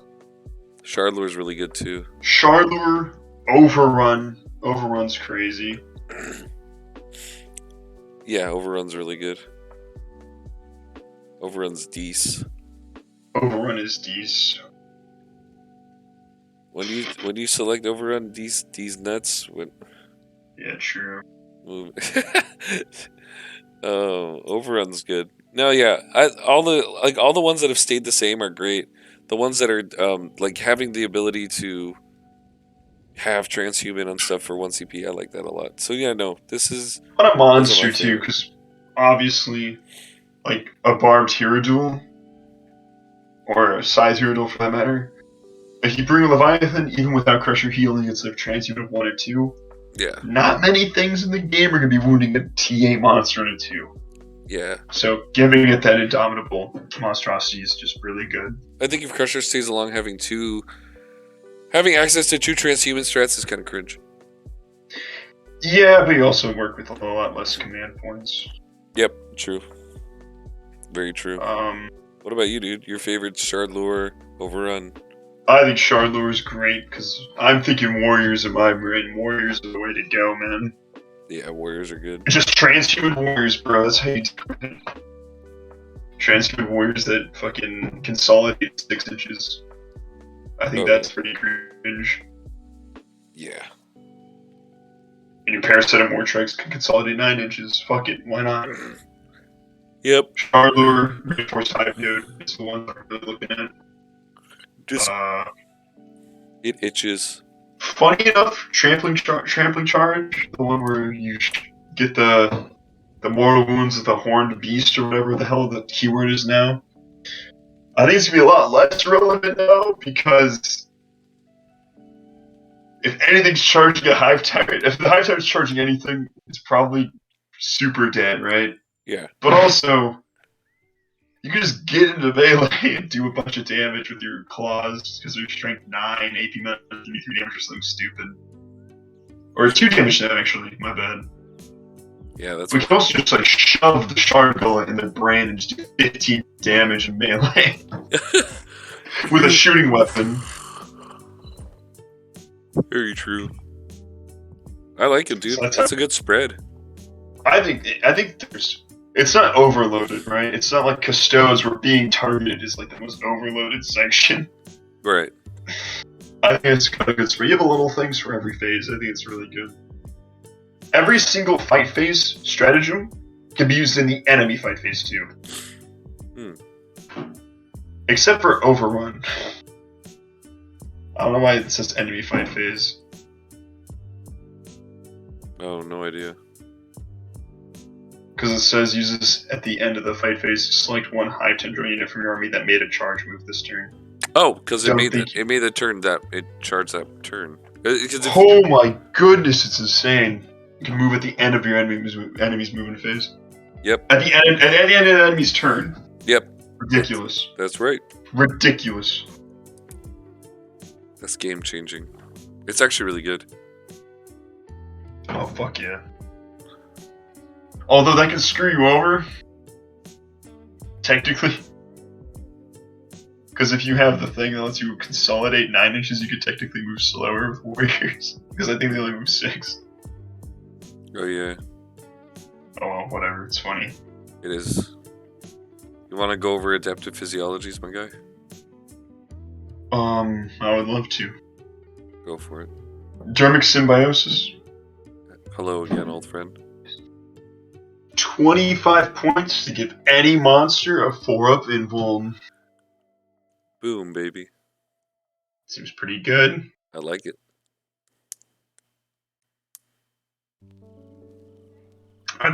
Yeah, fuck it. I think it's really good. Enraged Reserves. If this model's characteristic can change, it suffers damage as double the wounds. And if you have a Tyranid Epic Deed stratagem, it can use it at no cost. Whatever. I don't think it's that good. Yeah, no. Especially for the same amount of points as a 4-up invuln, you can have double the amount of wounds. Nah. Yep. No. Hardened Biology, reduce damage by 1. No, it's a damage character. It's all is dust. You have all is dust for how many points? 15 points? It's okay. I think it's fine, I guess. How many damage 1 weapons are there though? Like all is dust is kind of useless right now. True. There's a lot of damage to D3 plus 3 in the game. Yeah. Or it's just so much AP that it puts you on your 5-up invuln. Maybe it's better for Tyranids because they don't have a lot of invulns, but I just don't see it. I don't see it being worth 15 points. I like this one a lot. Precognitive Sensoria. Fights first. How many points is a fight first? 20 points for fight first. I think it's worth it. Yeah, definitely worth it. Yeah, you could just kill stuff. You just put this on your Hive Tyrant with the Reapers of Oblarex or whatever. Yeah. He basically becomes build your Swarmlord, and you just like fuck someone up. It's pretty cool. Predatory Instincts is good, too.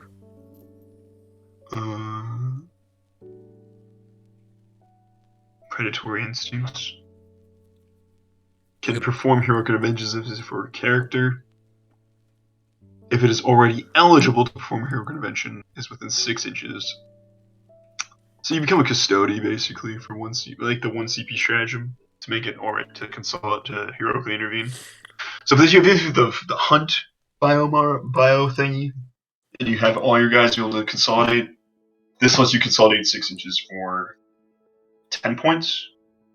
15 points? 15 points. Cool. The problem is, though, is you're taking arguably one of the harder to implement hunt biomorphs. Yeah. And this is only one model in your entire army, so it's like kind of whatever. Yeah. Synaptic Enhancement gains a Shadow of the Warp and Synapse abilities and the Synapse keyword. I'm going to say it out right now. Sleeper good because Leviathan, for 10 points, you can give something that you want in your army. Transhuman with Leviathan. Yeah, that's really good. It's very true. I think it's cute. I think it's really good. Shadow of the Warp going around. Who gives a fuck? It's -1 to cast. Doesn't really matter. Yo, dude, this last one. Oh, no. This next one with Shard Gullet. Voracious Ammunition. Each time this model shoots after it's finished making its attack, selecting one unit that was hit by one or more of these attacks, draw a d6 on a 2 suffer D3 mortal wounds. 15 points. Alright, I have to disagree. Contrarian opinion. Sorry, I hit my wall. Contrarian opinion. Anything you shoot at Shard Gullet will die. This is useless. True. I'm not saying it's bad. I think it's pretty okay. But here's my problem.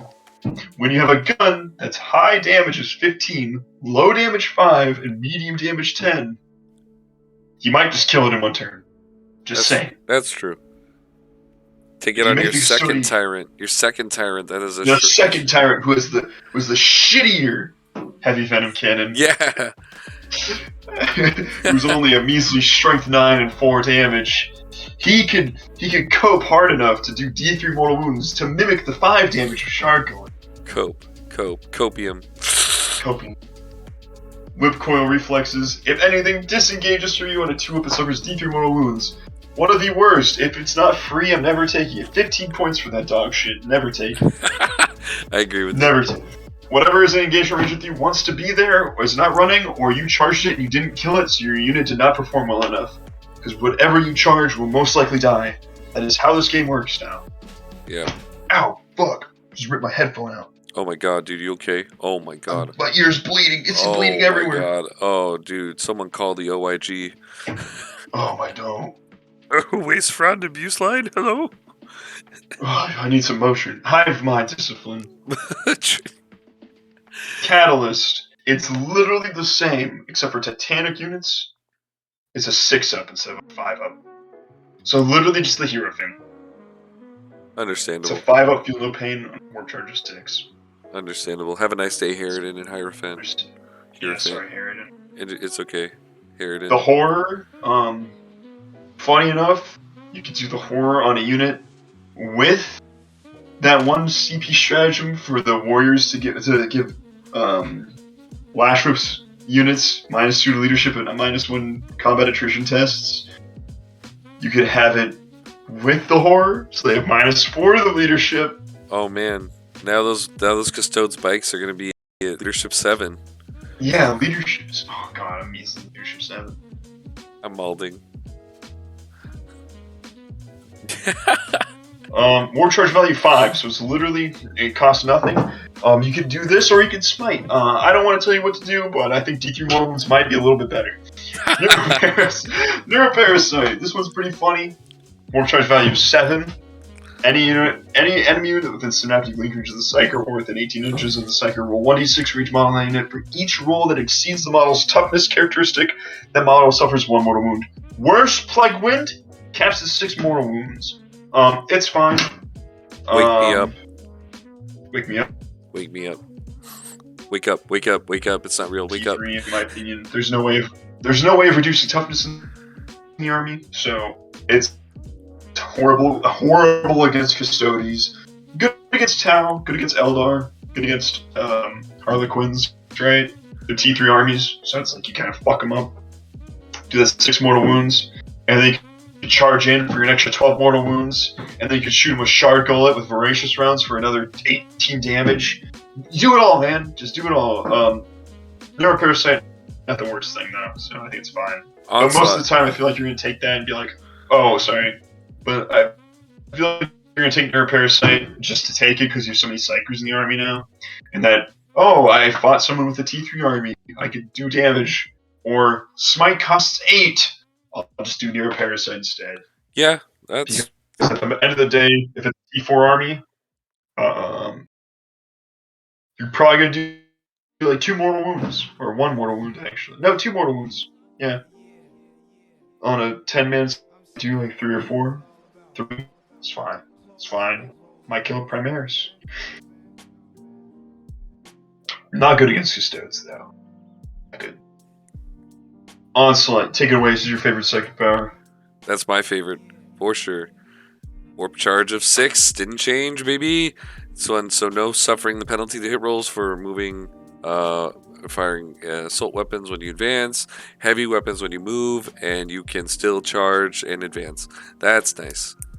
That's weird nice. Take back from this one. It does not have a range on it. It was only units within synaptic link range. So 12 inches.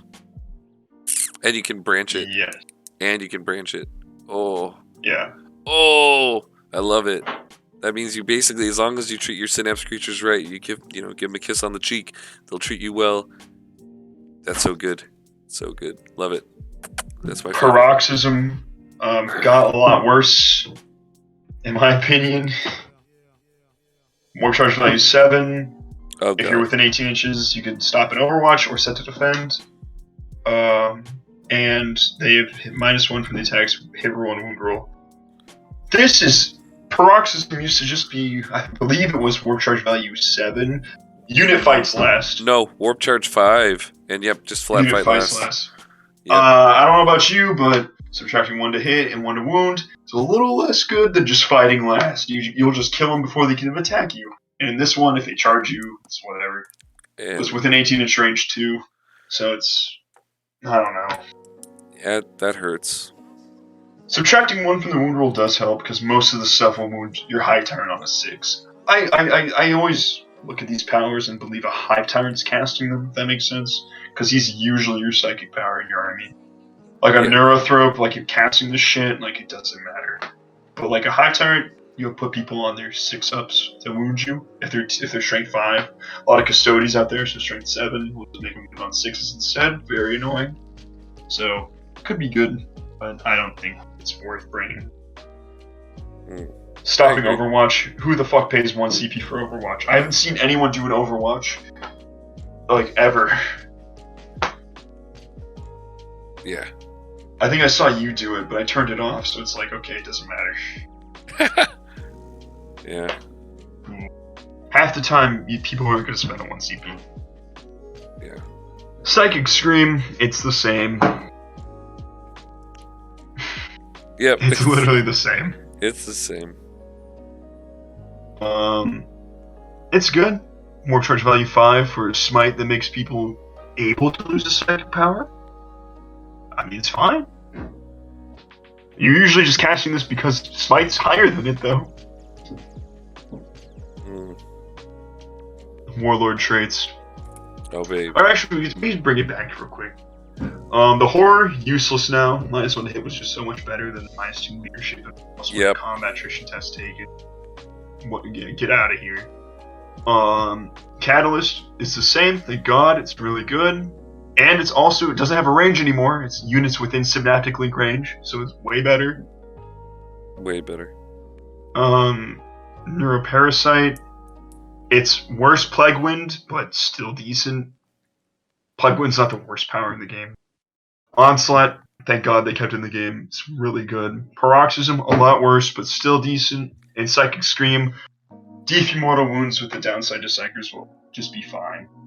So their powers aren't bad. They have one bad power, which is way better than most armies where they have like 6. Yeah. No, yeah. My favorites, obviously, Catalyst, Onslaught, Psychic Scream. That's a given. It's sad that I have to get rid of the horror and paroxysm, but it's a different game. Neuroparasite is very situational, but I think with the new Eldar overlords we have, it'll still be relevant. Yeah, but you have to exceed their toughness. So it's like you deal a mortal wound on a 4 up to. I misread that. Nope, never mind. Fuck that. Yeah, I'd just rather smite. Even if smite is more charge value 8, I'll still take smite over Neuroparasite. Yeah, I'm gonna. Actually, no, that's dumb. It depends on how many Eldar units there are. Yeah. Still, it's fine. Damn. Warlord traits: Alien Cunning. Your Warlord has objective secured. He counts as 5 models and can perform an action in the turn even if he advanced or fell back. It's great. I think it's really good. Yeah. Yeah, it is. Gaining OBSEC over what is it? Like over that random Alaris Custodes Terminator on an objective and just walking on and be like, I control this now with my Warlord. Or stopping a GSC player from like just taking an objective from you for being annoying. It's good. I think it's pretty decent. I agree. Heightened senses. At the start of the fight phase, if this Warlord is within engagement range of enemies, you can fight first. Each time this Warlord makes an attack, reroll the hit roll. I think this is pretty good. Oh yeah. Especially if you're taking like the Reaper of Oberex, Hive Tyrant with all the attacks and shit. I think this is amazing. It's perfect. I like it a lot. Synaptic Linchpin. Add 3 inches to your stuff. Add 3 inches to your synaptic comparative abilities. Command phase specific ranges are increased by 3. It's decent. Ooh, yeah, no, that's really, really good. The command phase abilities is kind of irrelevant, I feel. Like a lot of that, I'm just like, they're not even remotely memorable. That makes sense. Yeah.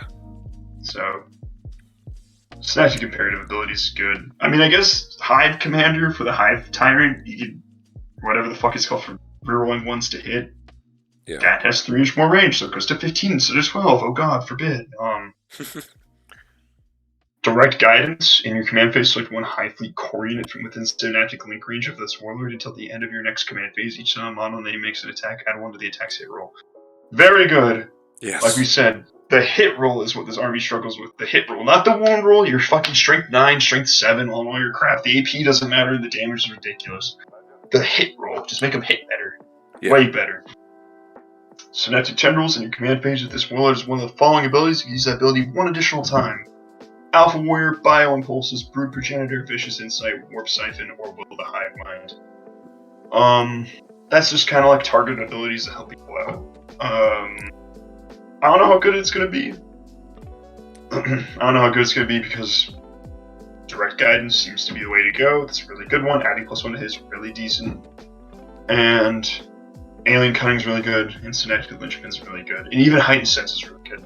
This just seems like the worst one out of all of them so far. Yeah. And then Adaptive Biology, 5 up Field Pain. If you have another Warlord trait you could give around, if you could have 5 Warlords, this would be the 5th trait you'd give. Yeah. I mean, at least it's one less target to waste Catalyst on. That's the positive. Yeah, but if your Hive Tyrant's within 3 inches of Hive Guard, he cannot be shot anyways. So it's redundant. Yeah, I know. It's kind of redundant. Yeah. So like, and you'll cast Catalyst on your Hive Tyrant if he gets in combat. So, the secondaries, Synaptic Insight. If you select this objective, keep a tally of synaptic kill points. Reset your synaptic kill points to a tally of 0 at the start of each battle round. Each time an enemy model is destroyed by a synapse model in your army. If that model has a wound characteristic of 3 and 5, add 1 to the synaptic kill points tally. If it has a wound characteristic of 6 or 9, nice, add 2. If the model has a wound characteristic of 10 or more, add 3. Score 3 victory points at the end of the turn of the end of the battle round. If your synaptic kill tally of the battle round is 4 or more, you cannot score more than 12 victory points from this objective. Yeah. It's fine. If you kill a unit, or if you kill 10 models, you get 10 synaptic kill points. Yeah. It's a no mercy, no respite, so I think it's like, if you don't want to take, that grind him down or assassinate or no prisoners, this is a more acceptable no prisoners in my mind. Like, Yeah. it's models killed, and you don't. If you kill 4 models, you get it. You get 3 points. It's really good for a killing army, like our killing list, rather than a score. But if you kill more than 4, it's when it starts hurting you. True. So if you kill more, it doesn't matter. If you hit 4 points, you get 3 points anyways. You don't get 6 for 8, and you don't get 12 for 9. You have to do it 4 times in a row. Yeah. So take with that what you will. It's good against knights, because if you kill a knight, one knight per turn, you can max this out. True. So I think it's fine. Yeah. Not the worst secondary we have ever seen. No. Custodians do have Might of Terra. Yep. Seed Spore Nodes. Score 4 victory points each time a unit from your army successfully completes the following action. 1 troops unit from your army can start to perform this action at the end of your movement phase from the second battle round onwards if it is within 6 inches of your opponent's deployment zone and not within 6 inches of any Spore Node objective markers. The action is completed at the end of your turn. If the action is successfully completed, place 1 objective marker anywhere wholly within your opponent's deployment zone and within 1 inch of the enemy of the unit that can complete this action. This objective marker represents a Spore Node, but this does not count as an objective marker for rules purposes other than the secondary objective. Whew, that's a long one. Make gargoyles great again, dude. That's...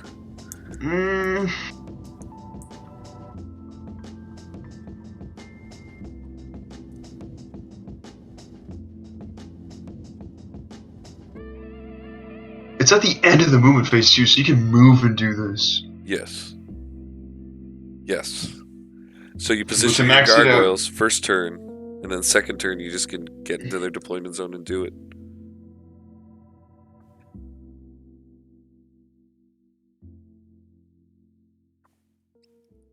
I don't know. There's a lot of these just seem hard because they can't be within 6 inches of any other Spore Nodes. Yeah. So if it's a small deployment, because it says you have to be within 6 inches of their deployment. So if it's like a... It needs to be wholly within their deployment zone. So then you might... And you have to put down a fucking objective marker, so... Let's take up a lot of space. It could be hard. Well, no, an objective marker... 40 mil. Those are made... Yeah, I know, but like... It's like the base. It's not like the actual, like... mat thing maybe. No, I know. Yeah. I don't know. I think that's the worst one. Cranial Feasting. Purge the enemy.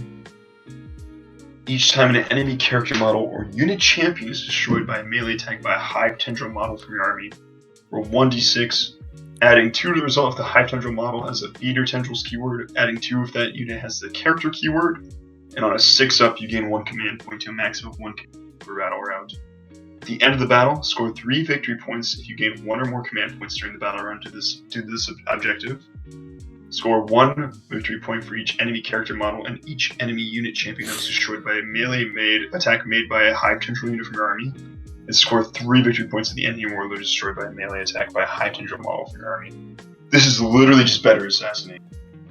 Literally better Assassinate. So if you're taking Assassinate, you take this. Yeah. That's all I gotta say. It gives you fucking command points. It's easy to do. You just have to play the game. And you kill shitter guards with a high tyrant, or not a high tyrant, with a lictor, and on a 3-up you gain a fucking command point. Woo! Woo! Like that. So, I don't know. You do you, man. I like that one. You could kill, like, not even a fucking feeder tank. Yeah, a unit champion. That's my favorite. A lictor could drop down, kill 5 Primaris very easily, and just gain your command point on a 3-up, which just gained you 3 victory points. 4, technically, because it was killed in melee. Yep. So he gained you 4 victory points just by dropping down and killing 5 Primaris. On a 3-up too. And he gains your command point. It's insane. I think it's good. I like that. Crusade rules, just get rid of these. I honestly think you should just cut them out of the book and save the printer paper. Damn, bro. Sorry, no one. I want to make my custom high fleet, Judge. And that's it. That's all the stuff. Obviously, there's data sheets and shit, but that'll take forever to go through. Where's me Shard Gullet? Oh my goodness, where are the relics? Bio artifact relics all the way down. Talk. Yeah, all the way down. I can start. Oh no, you the start. Balethorn cannon. I'll let you talk. Actually, no, you take the Balethorn cannon. I'll take my favorite one. Okay, understandable. Have a nice day. Number 1. I'm sorry. The Balethorn cannon. A model equipped with Stranglethorn cannons only. This relic replaces a Stranglethorn cannon with the following profile: 36-inch range, heavy D3 plus 3, strength 10, AP 3, D3. It's blast. It's pretty good. Honestly, it's nothing bad. Someone on Reddit was talking about this one. I don't really go on Reddit, but I think you sent me the thing. Someone's like, I killed Lehman Russ's with this thing. The one right next to it does the exact same thing. Oh, yes. Yes, the better one. Take it away, dude. We'll talk about... My favorite was Shard Gullet. Equipped with the heavy venom cannon. This replaces it. 36-inch range, assault 3. So it changes from heavy 3 to assault 3. Strength 12, AP 5, damage 5. I want it. Give me that. It's so good, dude. It's so good. Please. Why did they make this? It's so stupid. It's your high terror just shoots at something. Most likely will just do 15 fucking damage. I picked up a Lehman Russ with this, my 10 damage heavy D3. My 5-shot strength 10 AP minus 3 D3 damage through weapon. I love Literally. The maximum damage you can do with the Balethorn cannon is 18. This one does 15, but it always shoots 3 shots. Always. I love it. And it's AP 5. Dude, if you're Kronos, you shoot something within 18 inches, this is AP 6, bro. Bro, that's crazy. It makes 1-up armor save models eat their own fucking heart out. I'm a big fan. I'm a huge fan.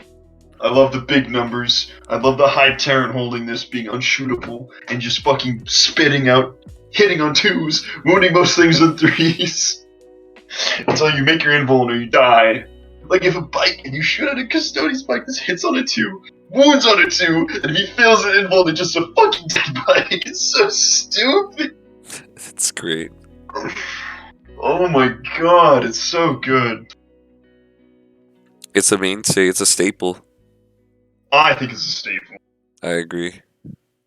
But we also have the Reaper of Obotrex, which I also think is a staple. I think it's insane. Oh, yeah. Hit us up with a gestation sack. This thing's a piece of shit. Yeah.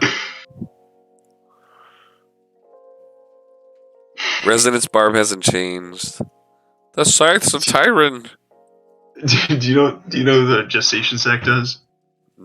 Gestates these nuts. Once per battle, you could do an action at the start of your shooting phase, and at the completes at the end of the shooting phase, and you can make D3 plus 1 rippers that do not cost reinforcement points. That's cute. I mean, it's cute, but you have to realize Shard Gullet, Reaper of Obotrex, or this. How does it make you feel that, on average, if you summon 3 Ripper Swarms, the Shard Gullet will kill all of them instantly?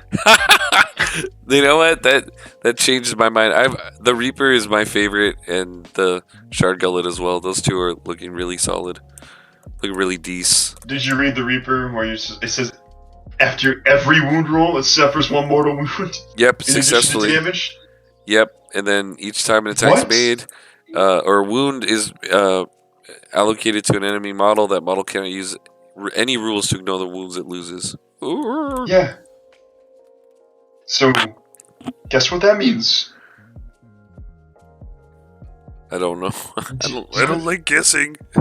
Oh, that means chosen, or Emperor's chosen for fucking Custodes. You don't get to save against the mortal wounds, Yep. and you don't get to feel no pain. Fucking Trajan, you don't get to feel no pain. Dawn Eagle Jet Bike Captain, Fuck with your you. 5-up feel no pain. Fuck them. Yeah, you don't get shit. Yeah, it's funny as fuck. I think it's amazing. Especially with all this shit you can do with, like, extra attacks. Oh, it's so good. Oh man, everyone's making Tyranid lists, bro. It's getting wild. Everyone is. Everyone is. I'm excited, man. I really am. I really, really am. What do you? Young girl factor. The young girl factor. Wait a second. Young girl factor is literally just a better. Wait, what? No, it's not better than Gorgon. It's a little better, but it's not as good. Yeah, this makes me sad that only 2 of these are actually good. Shame. Shame. Shame. Seer Hive Toxin Sack model. Each time it makes an melee attack against a unit, excluding monsters and vehicles units. If the hit is scored, it automatically wins the target. Shame on the House of Games Workshop for making such a horrible book. Shame. Shame for shame. It was in a White Dwarf! Crusher was in a White Dwarf. It's gone now. It's gone now. It's gone now. I think it's gone. I don't think it's back. I like it, dude. Thanks for going over this with me. No worries, brother. Like I said, I think we're going to see a lot of Shard Gullets in the future. Yeah, I'm seeing a lot already. It's scary. I think it's funny. I think it's one of the funnier weapons. It makes me happy. I don't know, I think Tyranids are just going to be good. They're going to be so good. Tyranids are beyond good. They are decent. They are decent. Yes. I love it. You're gonna help me write some lists, and we're gonna be testing some of this shit out.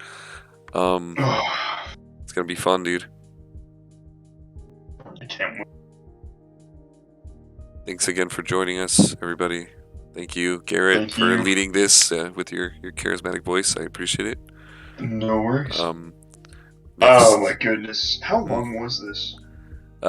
just a little over 2 hours. I'm gonna. Okay. But next time we stream, it's gonna be us doing some practice games with Nids. Looking forward to having you guys, and have a good one. Take care. Take care. Bye.